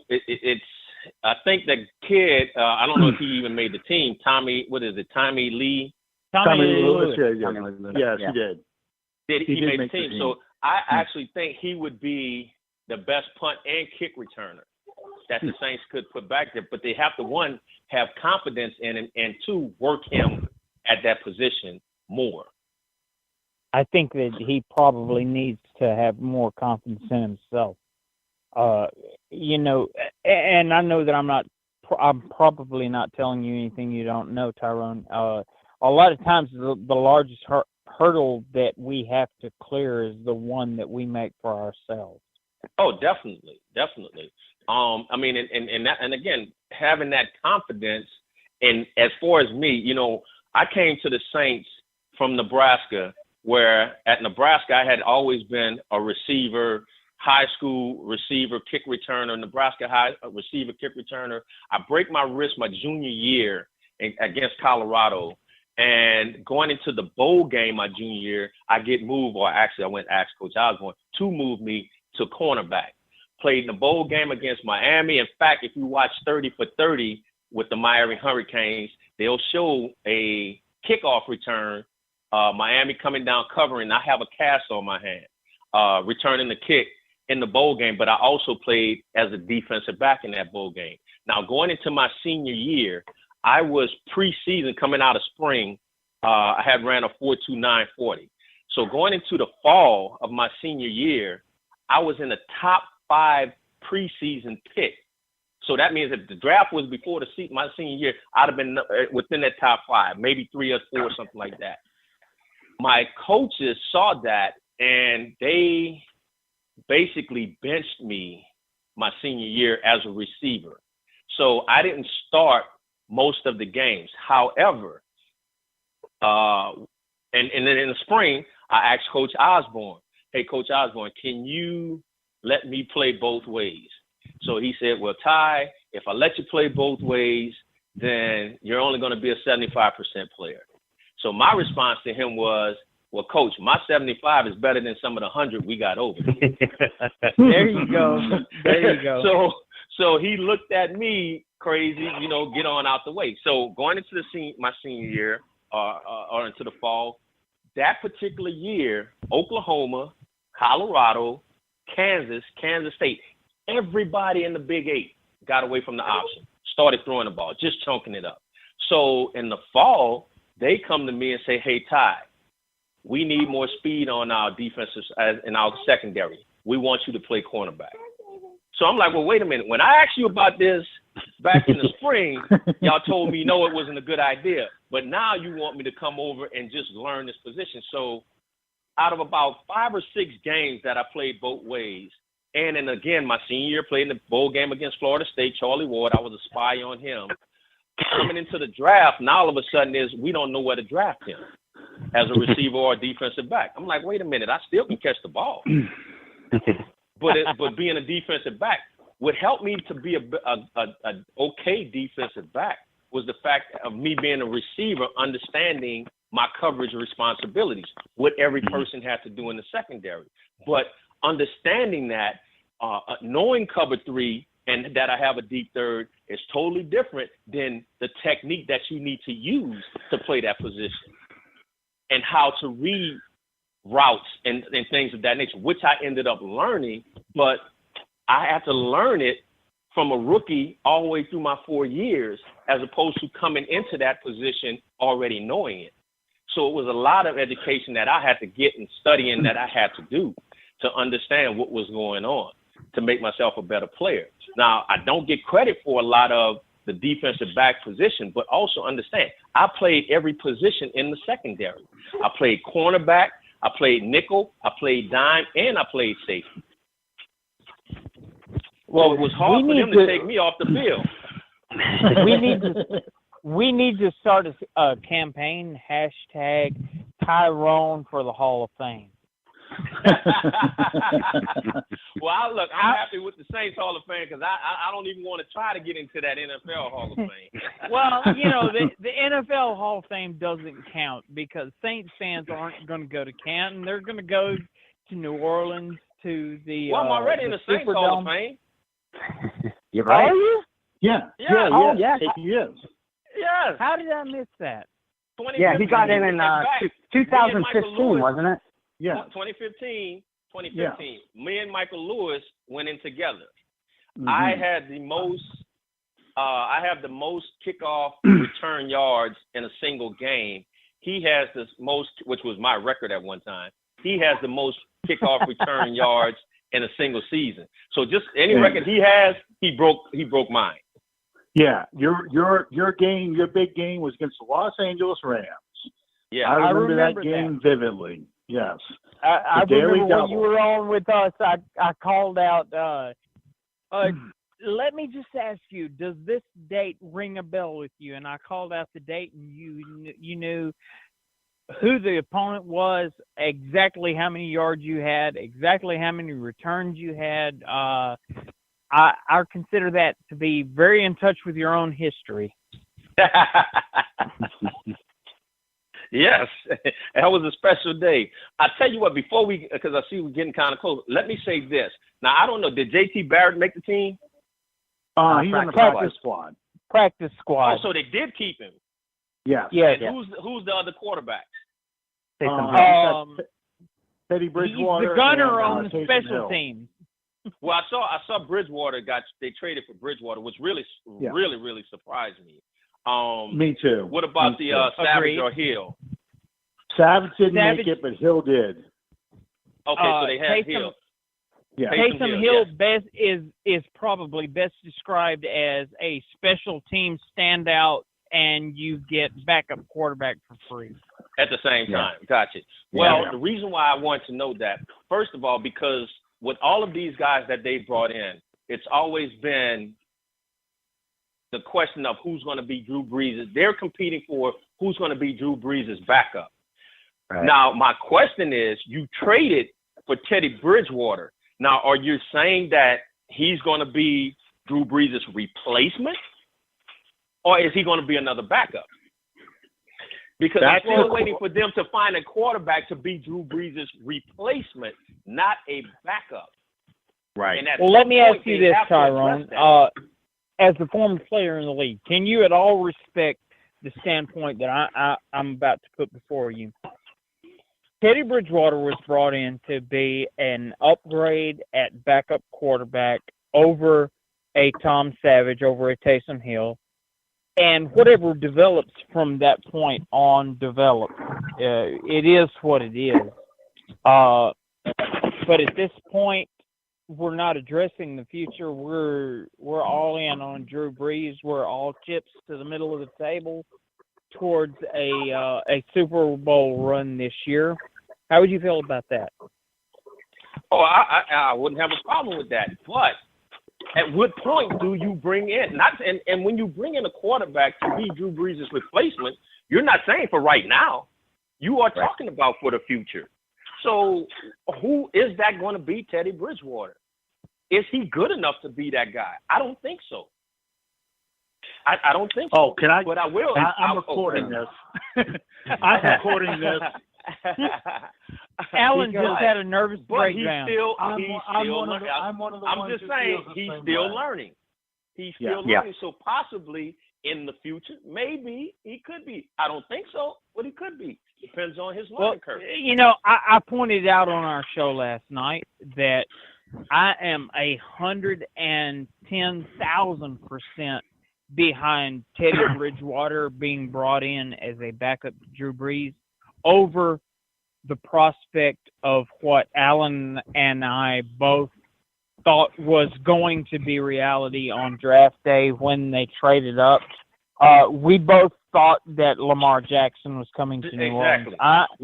And my question was, and you know, when everybody was talking about when they brought in Barrett, JT Barrett, I'm like, well, obviously they didn't bring him in to be the next quarterback, because had they done, if that's what they were looking for, they would have got Lamar Jackson and not bringing JT Barrett in. But I will say this, and this is one thing I think, which I did see Taysom Hill do a couple of times, which I was very surprised that they did run it. But I think one of the things I would like to see Sean do more often throughout this season to give Drew a break is put JT Barrett or Taysom Hill in the game and run the spread option offense. Reason being, you take Drew out a couple of series. Not the whole game, obviously, but a couple of series, just to take some of those hits off of him. Just to give him some time to breathe, catch his breath. You know, hey, I don't have to be in the game right now. But if you put a Taysom Hill or a JT Barrett in, everybody knows how much the spread option is not run in the NFL, because of typically it's your starting quarterback that's running it. You know, whether it's your Wilson with Seattle, or Kaepernick when he was there, or Mariota up in Tennessee. You know, these guys aren't running. You know, look at RG3, perfect example. Ran a spread option, ended up getting hurt. Hard for him to come back. He's trying to come back now in Baltimore. But when you have a quarterback who is not your starting quarterback, but somebody you can put back there as a capable guy who can not only run the ball, but also throw it. And understand this. This is why the Wildcat had given everybody in the NFL so much trouble, because you never account as a defense for the quarterback running. Right. So what everybody started doing later on is saying, okay, well, look, he's a running back at the quarterback position. They're running the Wildcat. We're going to just start stuffing the line because we know they're not going to throw the ball. So now you come with the spread option. What the spread option does, or the read option, whatever you want to call it, what that does is now you have to stop the run. You have to stop the pass. You have to stop the run by the running back. You have to account for the pass by the quarterback, and you have to account for the quarterback running, which you never do. But because it is still your starting quarterback, most quarterbacks, Russell Wilson, again, don't run as often. They run when they have to, but they don't run as much as they should. You stick a Taysom Hill or JT Barrett in that backfield with Kamara and that offensive line with those receivers, and now you run the read option, the spread option, whatever you want to call it, with that particular guy, because now you're not afraid about that quarterback getting hurt. A quarterback that can run, both of them can run better than Drew Brees. They can throw the routes that you're going to get in a read option offense is basically going to be bubble, screen. I mean, when you look at colleges, bubble, screen, hitch, and go. That's basically it. Yep. That's all you have time for. The hitch, the slants, the go route, and the bubble screens. That's basically it. Those guys can throw that. So when you put those guys in, imagine how much how much time is going to be taken by a defensive coordinator from Wednesday, because all he gets is Wednesday and Thursday basically to plan for it. So on Wednesday and Thursday, I got a game plan for Drew Brees and that offense with all of the different formations, and then I have to also game plan for a J.T. Barrett or a Taysom Hill coming in running a read option. You're going to give them hell. Even if it's just for a couple of series, you're going to give them hell. Yeah, and you outlined a couple of the athletes that New Orleans has on that side of the ball already. Tommy Lee Lewis, who isn't a traditional or a stereotypical receiver. We know what Alvin Kamara could do. Zach Line is a perfect. Well, you went to Nebraska, so you know the wishbone and the read option style of offense. Well, tell me Zach Line isn't a perfect wishbone fullback. So it would be an interesting change of pace, and even like you said, you're not talking about changing your whole offense or even changing your quarterback. But you throw that in there for a couple series per game, and that's going to throw a monkey wrench in the opposing defensive coordinator's planning for the week, I would certainly think, right? You've been in those defensive rooms. It would. It definitely would. Because that offense can still operate behind J.T. Barrett or Taysom Hill. That offense can still operate in that spread option. They can still run the ball, he can run the ball, and they can still throw it. And it's not anything complicated. And with those two guys at quarterback, they already know that offense. So it's not even – Sean doesn't really even need to call in plays anymore. They just go out there and run what they see. Yeah, because all these guys have played high school and obviously college ball. So, I mean, like you talked about and like you outlined, it's a fairly basic offensive system, isn't it? Because the read option is just that. You're reading the defense on the run. On the run. And basically when you're running the ball, it's either inside zone or outside zone. That's it. That's your running. It just depends on how the offense is going to block it or how the defense lines up to it. When you talk about the RPO, because I really got tired of Chris Collinsworth and the other guy. I think it was Sunday night football when the Rams played last year. Every time it was RPO, which is a run pass option. If the quarterback hands the ball off to the running back, that's not an RPO. That's a run. If he catches the ball, steps back, and throws the ball, that's a pass. That's not an RPO. The RPO is basically the quarterback is going to act like he's handing the ball off to the running back, and all they're doing is waiting for that linebacker to move. If he steps up, he's going to throw it behind him. If he stays back, he's going to hand the ball off to the running back. That's an RPO.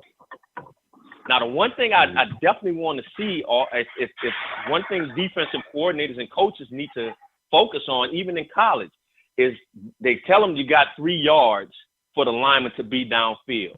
And trust me, they take all 3 of those yards. Most of the time, they're taking 4 or 5, and they still throwing the ball with the lineman down the field. So a lot of them need to start making these referees be aware of, hey, watch those linemen down the field, ref. Yep. Oh, yeah. Yeah, Tyrone, I know you're involved in, you have been involved in a variety of different, causes and things like that down in that area. Tell us some of the things that you've been involved with or are going to be involved with coming up. Oh, what do I have?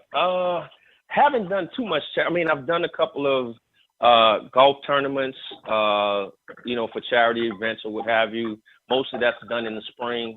I was working with a nonprofit where we were doing affordable housing, where I was in charge of the material supply. So basically that's been about it so far. I get invited to a lot of events. Can't make them all. I do, Lish over at the Saints, she invites me to do a lot of events with the Saints or for the Saints or as a representative of the Saints with Chevron. And I really appreciate them because they literally asked for me to come to some of the things that they were doing. One of the events that I did went down to Houma, where I had to present this science teacher with some new resources that Chevron had provided to her for her classroom.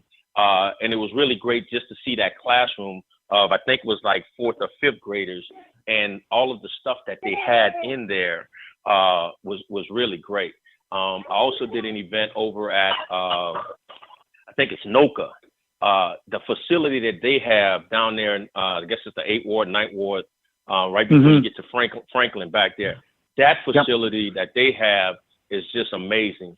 And I can tell you, kids, if they have an opportunity, any type of gift that those kids, the child may have, you know, whether it's art, music, whatever it may be, please send them over there because they will get it out of them. I learned how water runs through sand and kind of creates different levels or different levees and actuaries and things of that nature, just from watching them, you know, learn how they do graphic arts.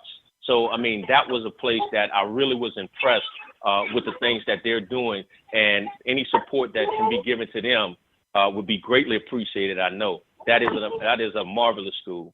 I've also been doing some work with, or at least being a spokesman, for Angel's Place. Somebody's up. Yeah, he's cranky. He's fighting so hard to stay awake.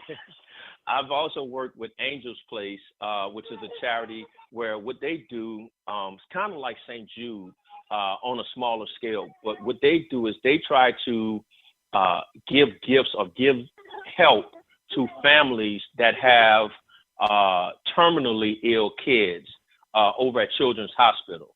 And by giving help to the family, I mean, they may send a counselor or someone who's trained, because the family is in the hospital with that child, you know, every day, all day, that they just may need a break just to get out, go get some dinner or what have you. They'll pay for them to go get that dinner and have somebody sit with their child while they're gone. Wow. But then in the meantime, you always can't forget about the other children that are being neglected because the parents are giving so much attention to that terminally ill child. So they'll do events or give them gifts or what have you, just to let them know, hey, you guys are still, you're not forgotten, you're still being thought about. So I try to help out as much as I can with them. And again, that is a great charity. If you can help support that one, Angel's Place. The gentleman's name is Mark Furman, not the lawyer from the OJ case, but his name, I always tease him about that. But Mark is doing a hell of a job over there with Angel's Place. Are you going to make any appearances at the St. Hall of Fame Museum during the rest of the season? I'm sure I will. Normally I do at some point throughout the year. That's a Ken Trahan call. Okay. But typically he knows if he calls, I'm coming. He's asked me to a couple of events so far that I haven't been able to make. So I definitely, want to try to get to one of those, because that's really true the only time I get to go to Saints games anyway. Right. I know. I got to be Ken Trahan's guest. You tell him that you maybe float a teaser out to him that you'd like to come in and do something for the Redskins game, because that's the game I'm coming down for this year. And I know I've chatted with you a lot online, but I'd love to meet you in person. I'm trying to set up meetings with Sean and Alan too. So we can make it one big under the dome Bayou Blitz party over the weekend. Well, it's always easy to make the game. I'll talk to him and ask him about that. Absolutely. Yeah, definitely. But yeah, Tyrone, those were some amazing organizations and events that you listed. And I know, I know you throw them out online and through social media every now and then. So listeners of our show, listeners of Under the Dome too, that have followed you and all of us. Please, if you have some time or a couple extra dollars, give those organizations a hand. I mean, you can't beat the cause of any organization that helps kids and helps families that are struggling, really trying hard, but coming up maybe a little bit short of their goals. Those organizations and families need all the help that they can get. Definitely Angel's Place. I mean, they have about 80-something families that they're trying to help right now. And they're always doing some type of small events. And I've been trying to help them do some type of fundraiser on a larger scale to really get them some attention and get them some money because they definitely need it. No, Tyrone, we really appreciate you taking a couple minutes on with us. I'd love to have you back on during the regular season too, if you think you might be able to check in with us again at some point. Yeah, I'll do that because I'll actually be following the teams then. Well, we all know an ex-player's perspective on what's going on. It's just and a guy who doesn't have anything. I mean, you're not getting paid by the Saints. You're not getting paid by us, obviously, because we're not even getting paid. But I mean, you can be honest. You can be frank with exactly what you see. Whereas today, I find a lot of people just kind of, I don't know. I don't want to say make it politically correct because that's not the correct term. A lot of people, or a lot of players. a lot of former players. They don't want to offend the organization, so they kind of tiptoe around any kind of real criticism. And fans appreciate legitimate criticisms about. But it's not so much criticism that I'm giving. It's honesty, and if you can see, and if the organization can see, they understand. I mean, it's not anything. I don't just go out there and say, "Oh, he sucked," or they made bad calls, and bashing them. I'm just saying, hey, this is what I saw. This is how I thought. Hey, they can make it better. Like I said, when you look at those two games that they lost, I expected that to happen to that defense because of who they were playing. Fans don't want to see that, don't want to hear that, but that's what I expected to happen. But again, a lot of it could have been minimized by just the linebackers hitting their right gaps. And I'm sure when they go look at the film, the coach is going to be like, hey, guys, you should have been here. You should have been here. And that's why you watch film, to learn and get better. Exactly. Yeah, you're right. It's not criticism. It's observations. But it's objective and honest. It's not – people are afraid to say the wrong things because they're afraid they're going to get, blacklisted or, well, who do you think you are? It's not the same game when you played it and that kind of thing. Whereas to me, football – Well, I was about to say, it may not be the same era. You got some more younger kids, you're getting more money, but the game is still the same.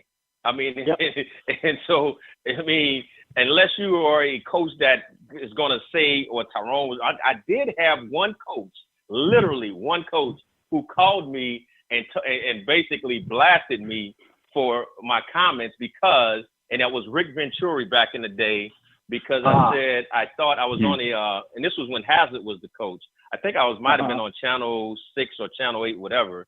And it was towards the end of the season, and they were talking about coaches getting fired.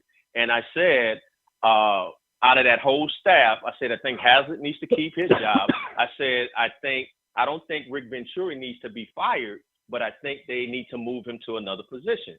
So he called me, he called the television station, got my number, called me, and he told me, for you, of all people, should know how hard this job is. And for you to say I need to be moved, I said, well, Rick, I didn't say you needed to be fired. I just think you needed to be moved to another position. I said, but I could have said you should be fired. Yeah, that was the Rasputin of the Saints. I tell you what, he survived Jim Mora, he survived Mike Ditka, and he survived Jim Haslett. I mean, I don't know how. That was something. But I mean, as a coach, first of all, you shouldn't worry about what other people, players or whatever, are saying, unless you think, hey, they're saying the right thing, then you'll get pissed off about it. But I'm not trying to bash anybody. I'm just telling what I see, what I think it is, or I can't even say what I think, what I know from what I'm watching that film. And I mean, it's factual. I mean, I don't think any of them will say, well, yeah, you're saying the wrong thing. So, I mean, it's just all about, hey, I'm seeing the same thing they're seeing. So I'm sure they're going to go back, like I said, watch the film and just make corrections. That's all it's about. Yeah. Exactly. Yeah, and you absolutely gave us some terrific insight tonight. And, Tyrone, we thank you again for coming on. I hope you have a great night, and I know we'll be talking soon. Great. Thank you guys for having me on. I really appreciate it. Thank you, Tyrone. Thank you. All right. Have a good night. Good night. Good night. Well, Listeners, that was Saints Hall of Famer Tyrone Hughes, and I mean you can't beat his insight into the game. I love how honest he is from his outtakes too. He really doesn't sugarcoat it, and yeah, he's been engaging with all of us on social media, and just such a great guy to talk to too. Certainly appreciate his time. I know we're running short on time ourselves. Alan, I know Sean had to run. He had another show appearance, and we had so many things going on. We couldn't walk him out. But tell us what you guys have going on this weekend, this Saturday on your show. Well, as you well know, because you're a part of the show, we will be on a special night, Saturday night at 7:00 under the dome. It is our second annual season kickoff show. We don't have an official name for it yet. We're going to still try and come up with a name. But we're going to have a special guest, former Saint Jolon Dunbar. If you don't remember who Jolon Dunbar was, number 56, go back to the Saints Minnesota 2008 Monday night game. Watch Reggie Bush's first punt return for a touchdown. Jolon Dunbar just cleaned somebody's clock. It's a total decleater, one of the best hits I ever saw in on a kick return. And, of course, Jolon Dunbar was the backup behind Jonathan Vilma. He did get a lot of playing time back in 2009, 10, and 11. So he'll be on the first hour. And then the second hour, we're doing an NFC roundtable. We're going to have, Sean knows the names much better than I do. Josh Schultz from the Atlanta Falcons. I can't believe I don't have my notes in front of me. I think it's Chad Lacey from Carolina, and I'm mad at Sean for this now. From Buck What You Heard, the Tampa Bay spokesman. And, of course, you'll be on the show, Bob, as well. So we're going to basically kind of chat about the NFC South. Of course, Atlanta will have already taken its first L because they play tomorrow night. So we'll talk about how the rest of the league looks, how the rest of the conference looks, and our division, and who we think is going to win the NFC South Saints. And then, of course, we will have the regular show every Tuesday night at 7 o'clock. 8 o'clock. Sorry, 8 o'clock Central Time. We'll break down the Tampa Bay Saints game, and I'm gonna be there this Sunday. I will be there to see how this game plays out. So that's the main two things we have going on. Well, I mean, there's some exciting things, and of course, our Saints we hope are going to give us a very exciting season. We're looking forward to game one, regardless of the way the rest of them go. Alan, I didn't expect anything less, but you and Sean both gave us some terrific things tonight. Thank you so much for coming on. Between you and Sean, anytime. I mean, you guys have been so instrumental to me, and to really helping us get this show off the ground too. That we all feel like one big family. Absolutely. This is a great show. It's very fun to be a part of. I'd love to come on again, talk maybe midway through the season. Maybe if Tyrone Hughes comes on, I'd be glad to come on again, and we'll talk about how the season's going so far. We'll grade the first quarter, first half, whenever you feel like bringing me in. I'll be glad to be a part of it. This is a great show. You're doing a great job, Bob. We can never have too many Saints shows, but what makes your show good is it's obvious you're knowledgeable. You and Kyle both are knowledgeable. Y'all put on a good product, and you get good guests. Thank you. Wow. Well, I mean, thank you. That's so flattering. Hey, Alan. Again, you guys have all meant so much. Yeah, and Alan, I'd like to say, expect that $100 check to be in the mail pretty soon. Make it out the cash. Yeah. In any other time, just let me know. It's coming out of Bob's paycheck. And there you go. Well, thank you for being on, man. And you know what? And I've got to say, I know Sean invited me to you guys' show. Hopefully this season I can be able to get a rain check and be on with you guys one Absolutely. Evening. Absolutely. Be glad to have you on. Thank you. Yeah, you and Bob is always our unofficial third member, so it's, and like I said, what makes a show good is the hosts that make the show good. They have to be knowledgeable. They have to have a good product to present, and both of you guys do. And this is a very professional show, and you can tell by the kind of guests that you're getting. You had Jim Everett a while back. You've got Tyrone Hughes tonight. I mean, you've had good people on the show with a good experience, and it's a fun thing for fans to listen to. So I definitely encourage people that have never heard this show before, go back and find the old podcast, listen to the old shows, and come every Sunday night. Every Wednesday night, and listen to you guys. Last you hear Under the Dome on Tuesday nights, follow up Bayou Blitz on Wednesdays. Oh, thank you. Awesome. Thank you. That means so much. Yeah, and whatever we can do to continue to support you guys, just let us know, man. Okay? Mm-hmm. Absolutely. Yeah. Well, thank y'all for letting me be on the show tonight. And y'all, I'm cooking my dinner as we talk. I'm a little late, but hey, that's all right. And thank you guys for having us again. Thank you. I'm saying thank you for Sean, and you guys have a good night. You too. Take care. Thank you, Alan. We'll talk soon. All right, man. Bye-bye. Bye. Well, Kyle, that was, I feel like our first of what is hopefully many Bayou Blitz season kickoff shows. I felt like you and I just sat back and watched the fireworks between three terrific guests.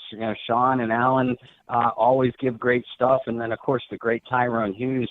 But it's been a fun couple of months, and tonight was definitely fun. It was, and like you said, to be able to have those guys from Under the Dome with us, always to have a good collaboration with those guys, and also to show that people in Who Dat Nation, there's no animosity here.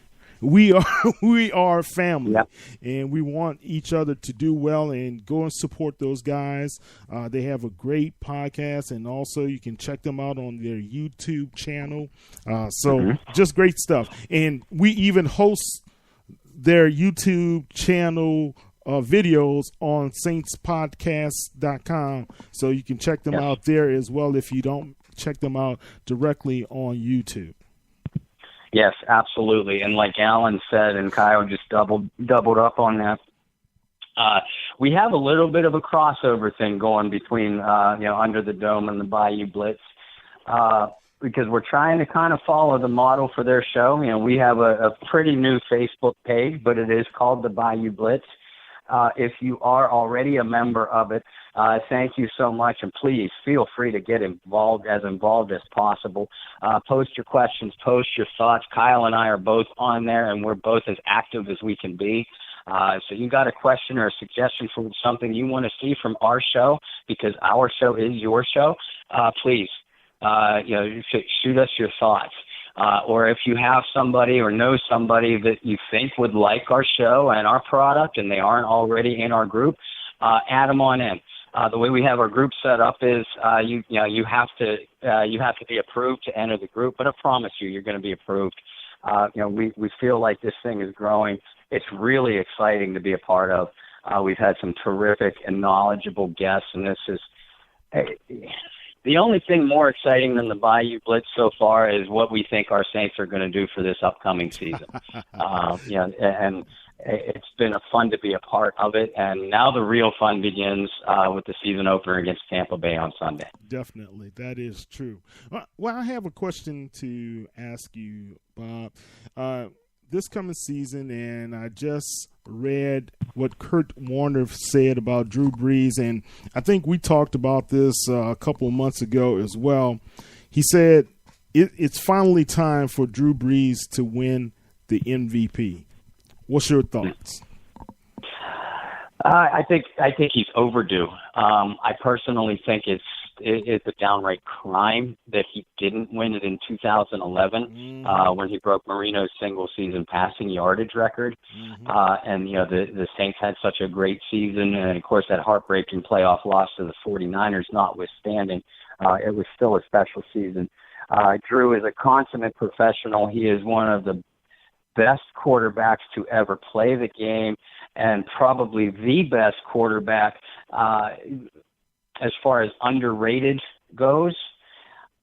And I do think that it's time for him to win MVP. And he said, if the Saints have the kind of season that we think they're going to have, Brees is going to have a big season to be part of that, especially early on, with the passing game likely to carry a little bit more of the brunt of the load with Ingram being out. So if the Saints are in the mix for a championship, I think that almost automatically means that Brees is going to have an MVP caliber of year. If that happens, I mean, we like it or not, fans, he's in the twilight of his career. I think we're going to get 2 to 3 more seasons out of him. But irregardless, we're still at the tail end. So I think that some of those awards that he has been overlooked for, as long as he continues to play well, you may see some of those come his way. But I kind of think that you feel the same way, Kyle, based off different conversations that we've had. I don't care whether Brees wins the MVP. I don't care whether the Saints get talked about on these, idiotic national talking head shows sometimes. I care whether the Saints win or lose. Let them talk about their Aaron Rodgers and let them talk about their New England Patriots, and kind of forget that little city called New Orleans, Louisiana is down there in the boot. If New Orleans wins the championship, they'll be talking about them then, and I'll take that any day of the week. Yeah. Guys, championship is always first, right? And that's why you play the game. You do not come into – and it really pains me that it has always been a pet peeve of mine to hear a professional football player to say, well, we're coming into training camp so we can be able to go and make the playoffs. No. Or when I hear them say, oh, we just want to go ahead and win the division. No. You're here to win the championship, bottom line. And if you shoot for anything less, that's what's going to happen. Less is going to be granted to you. So, guys, and if you listen to Drew Brees, he made it very clear. Our goal is to win the championship, the Super Bowl. That's it. Not to be in. I hate that. I hate when guys say that too, Bob. To be in the Super Bowl. Mm-hmm. No. Right. To win. That's why we're here. And that's why we are doing this, because I think this is just going to be a magical year. I just have that feeling. I do too. I do too. And, obviously we're going to keep our fingers crossed every single week that our team stays healthy. Just as obviously they have to get it done on the field. We've been excited about Saints teams before, and they've come out with a clunker of a 7-9 season. But this, and you, Kyle, you said it all along, this team has a different feel about it, just a camaraderie, and it comes from inside out. It comes out, it boils out of that locker room onto the field. And you just get the genuine feeling that they are one strong unit. And, a couple of us sort of alluded to it when we were talking about the NFC conference as a whole earlier tonight. There's only a couple of teams that you can say have a balanced, talented roster with Pro Bowl caliber players at every single position group. And New Orleans is one of those teams. And that's what's going to make this team special on the field, I think. Yeah, definitely. Look, let me ask you another question, Bobby. And we didn't have any time to really get around to this. the linebacking core, and I heard Tyrone say this was very critical as far as how the linebackers played their gap responsibilities. Interesting enough, on the way home, I heard Bobby Hebert talk about the linebacking play as well. A.J. Klein. And I really think the young man had the first part of last year played an outstanding role at middle linebacker. I'm concerned from what I've seen in the preseason. I don't know what's going to happen in actual game situations, but I have to say I believe Craig Robertson deserves a chance to be able to be the starting linebacker. And I believe he gives us a better chance at winning with Davis, Teo, or Anzalone. That's how I feel. What's your thought? I couldn't agree more. And you and I have been on the Craig Robertson bandwagon for quite some time. I believe, and I agree with you, that I think that if the Saints come out in a traditional 43 base or four down linemen and three linebackers base, I believe that their best three linebackers are Demario Davis, Craig Robertson, and Alex Anzalone. I think that they are the best three athletically. I think that they are the best three run-pass combination defenders. A.J. Klein, I think he looks like and you said it before, he looks like he's regressed from last year, and he had a rocky season last year. Manti Te'o stepped in beautifully last year against the run.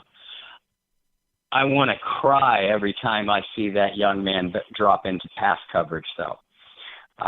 Nate Stupar was just released, for those fans that don't know, and Stupar was more known as a special teams standout, but he was a decent run-pass combination defender with experience at all the linebacking spots. But if this Saints defense has preached versatility, athleticism, and aggressiveness all during the last really 2 years, and I think that the three players that embody those three things the most as New Orleans Saints linebackers are Davis, Robertson, and Anzalone. And I don't know how I don't know who the starting three are going to be in Game 1 against Tampa on Sunday. And I don't think that we're done seeing the different shuffling of combinations with the linebacking core. But you have to be excited about the Saints defensive line. They look as talented as any in the league. The Saints secondary is full of young and exciting potential superstars like Marshawn Lattimore and Marcus Williams. The linebacking core still has by far the most questions to answer, and they need to do it early on. Yeah, definitely. You know what was interesting? I saw Pro Football Focus, right? And they gave grades for the preseason of the edge rushers in the National Football League. Guess who was number 1 and guess who was number 4? I only caught a quick glimpse of what I think that you're talking about, and I know Marcus Davenport was in that mix. Yeah, if I'm thinking about the right thing. Yes, yeah, he was at number 4, and Elliott was at number 1. I was like, wow, the young man was cut by us, but he was number 1. But what gave me a little hope was to play those last 2 games of Davenport, and I believe if we can see him play a little bit more in action, man, and I know he's going to share some time with Alex Okafor. Man, if we can just see him bend more and become a little bit stronger and faster, gosh, we have really a good young potential of not only having him book in with Cam Jordan, but I think he's really going to make a lot of people in the National Football League by the end of the season lift up their eyebrows and say, now we understand why the New Orleans Saints took 2 draft choices and selected this young man. You know, I think it's very possible.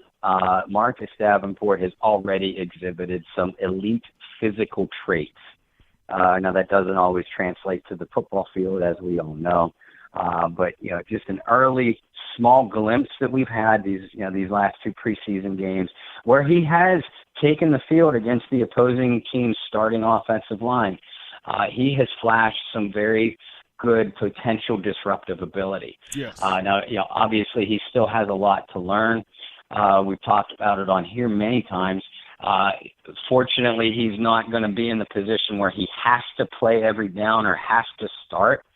He's going to benefit from being in a rotational basis with not only Alex Okafor but Trey Hendrickson, who's playing very well, and that leaves for some scary times for opposing quarterbacks, because you already know that you have Cam Jordan coming from the other side.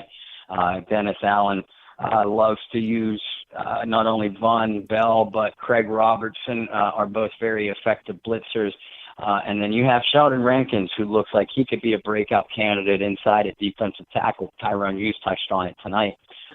This could be a scary Saints defense. Yeah, and you can't forget about the Nigerian out there as well. Amniata, he's going to really he's gotten stronger. He's getting better, and he understands the game a lot better. And you can see that.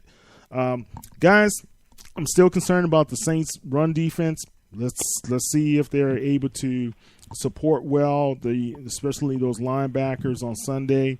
Yeah. And I'm just putting this out there. This is my prediction. If early on that does not translate well, you're going to see a change at linebacker with Craig Robertson. That's my statement, and I'm standing by it. Well, and the team still obviously, the team and the players in that locker room still obviously hold Robertson in high regard. Earlier, I don't remember whether it was yesterday or the day before, Robertson was voted one of the team captains. Yes. Which has a vote which comes down from the players, but also has the coaching staff's input on it. Robertson is one of the New Orleans Saints team captains. That's big in NFL circles. We didn't really get a chance to ask Tyrone about that kind of thing. But a team captain isn't just the kind of thing that haphazardly is given out to maybe the coach's favorite player on the team. That is a very respected position on any professional level team. Yes, it is. That means your peers think highly of you, respect not only your voice, but your play, right? So when he's voted team captain, and I don't recall Klein being voted team captain, right? That spoke volumes. Spoke volumes. That's all I'm saying, guys. That spoke volumes. Look, man, Bob, and we could talk on and on and on to the break of dawn. We've been on here 2.5 hours. Listeners, I thought those guys, Alan and Sean, gave a great show, as well as Tyrone Hughes. Anything else we can say? Bob is going to put in his articles with the Canal Street Chronicles, so you can read him. Bob, tell everybody how they can follow you. Well, we talked about our Bayou Blitz Facebook page, but I can be followed on Twitter at BobbyR2613. Also on Facebook, Bob Rose, and I am as active as I could be in all the different Saints discussion groups. Also, my articles through the Canal Street Chronicles. Canal Street Chronicles is available on Facebook and on Twitter at Saints CSC. And Kyle knows too. We work well together with the Saints News Network, and I'm also very active through there. So I'm difficult to find. If you haven't found me yet, please reach out. I'd love to add you to what we're doing because this has been a lot of fun. Yeah, and if you have any questions, also, you can go to hoodat@saintsnews.net. You can email us, or you could be able to give us a call and leave a message at 504 533-8444, and we can be able to get a message there through our telephone line. Saints fans, you can always check us out at Saints News on Twitter and Facebook at Saints News, and on Instagram at Saints News as well. Man, Bob, I've been called out of retirement by you and also my Saints News crew, fellow compadres. They want to do a kickoff show possibly on Friday or Saturday night. I'll let you know if we're going to go and do it. You're more than welcome to be with us on that as well. So Saints fans, just to have us to kick off the show, and we're going to give honor to Coach Gailey as well. He and the professor, their jerseys are hanging in the Saints News rafters. But anyway, man, I think it's going to be a great year for the New Orleans Saints as well as the Who Dat Nation. Of course, like you said, Bob, healthy availability, keeping focus, and keeping this knowledge in hand. Don't be good as, be better than. That's it. And that's all I have to say for my friends in the black and gold. All right. Look, check us out, www.saintsnewsnetwork.com, saintspodcast.com, as well as on Facebook, like Bob said, in our growing Bayou Blitz forum, man. Oh, man, I'm so proud of everybody. We are growing, man. We were just at, 200 last week. We're over 700 now. So, let's keep it up. Get the word out there, and let's keep growing. This is Kyle T. Mosley of the Saints News Network with Mr. Bob Rose of the Bayou Blitz. Bob, kiss my little man for me. Tell Lauren I said hello. You guys have a great time down in Florida, my friend. Appreciate it, and we'll all talk soon. All right. Who that, baby? Take care. Go Saints.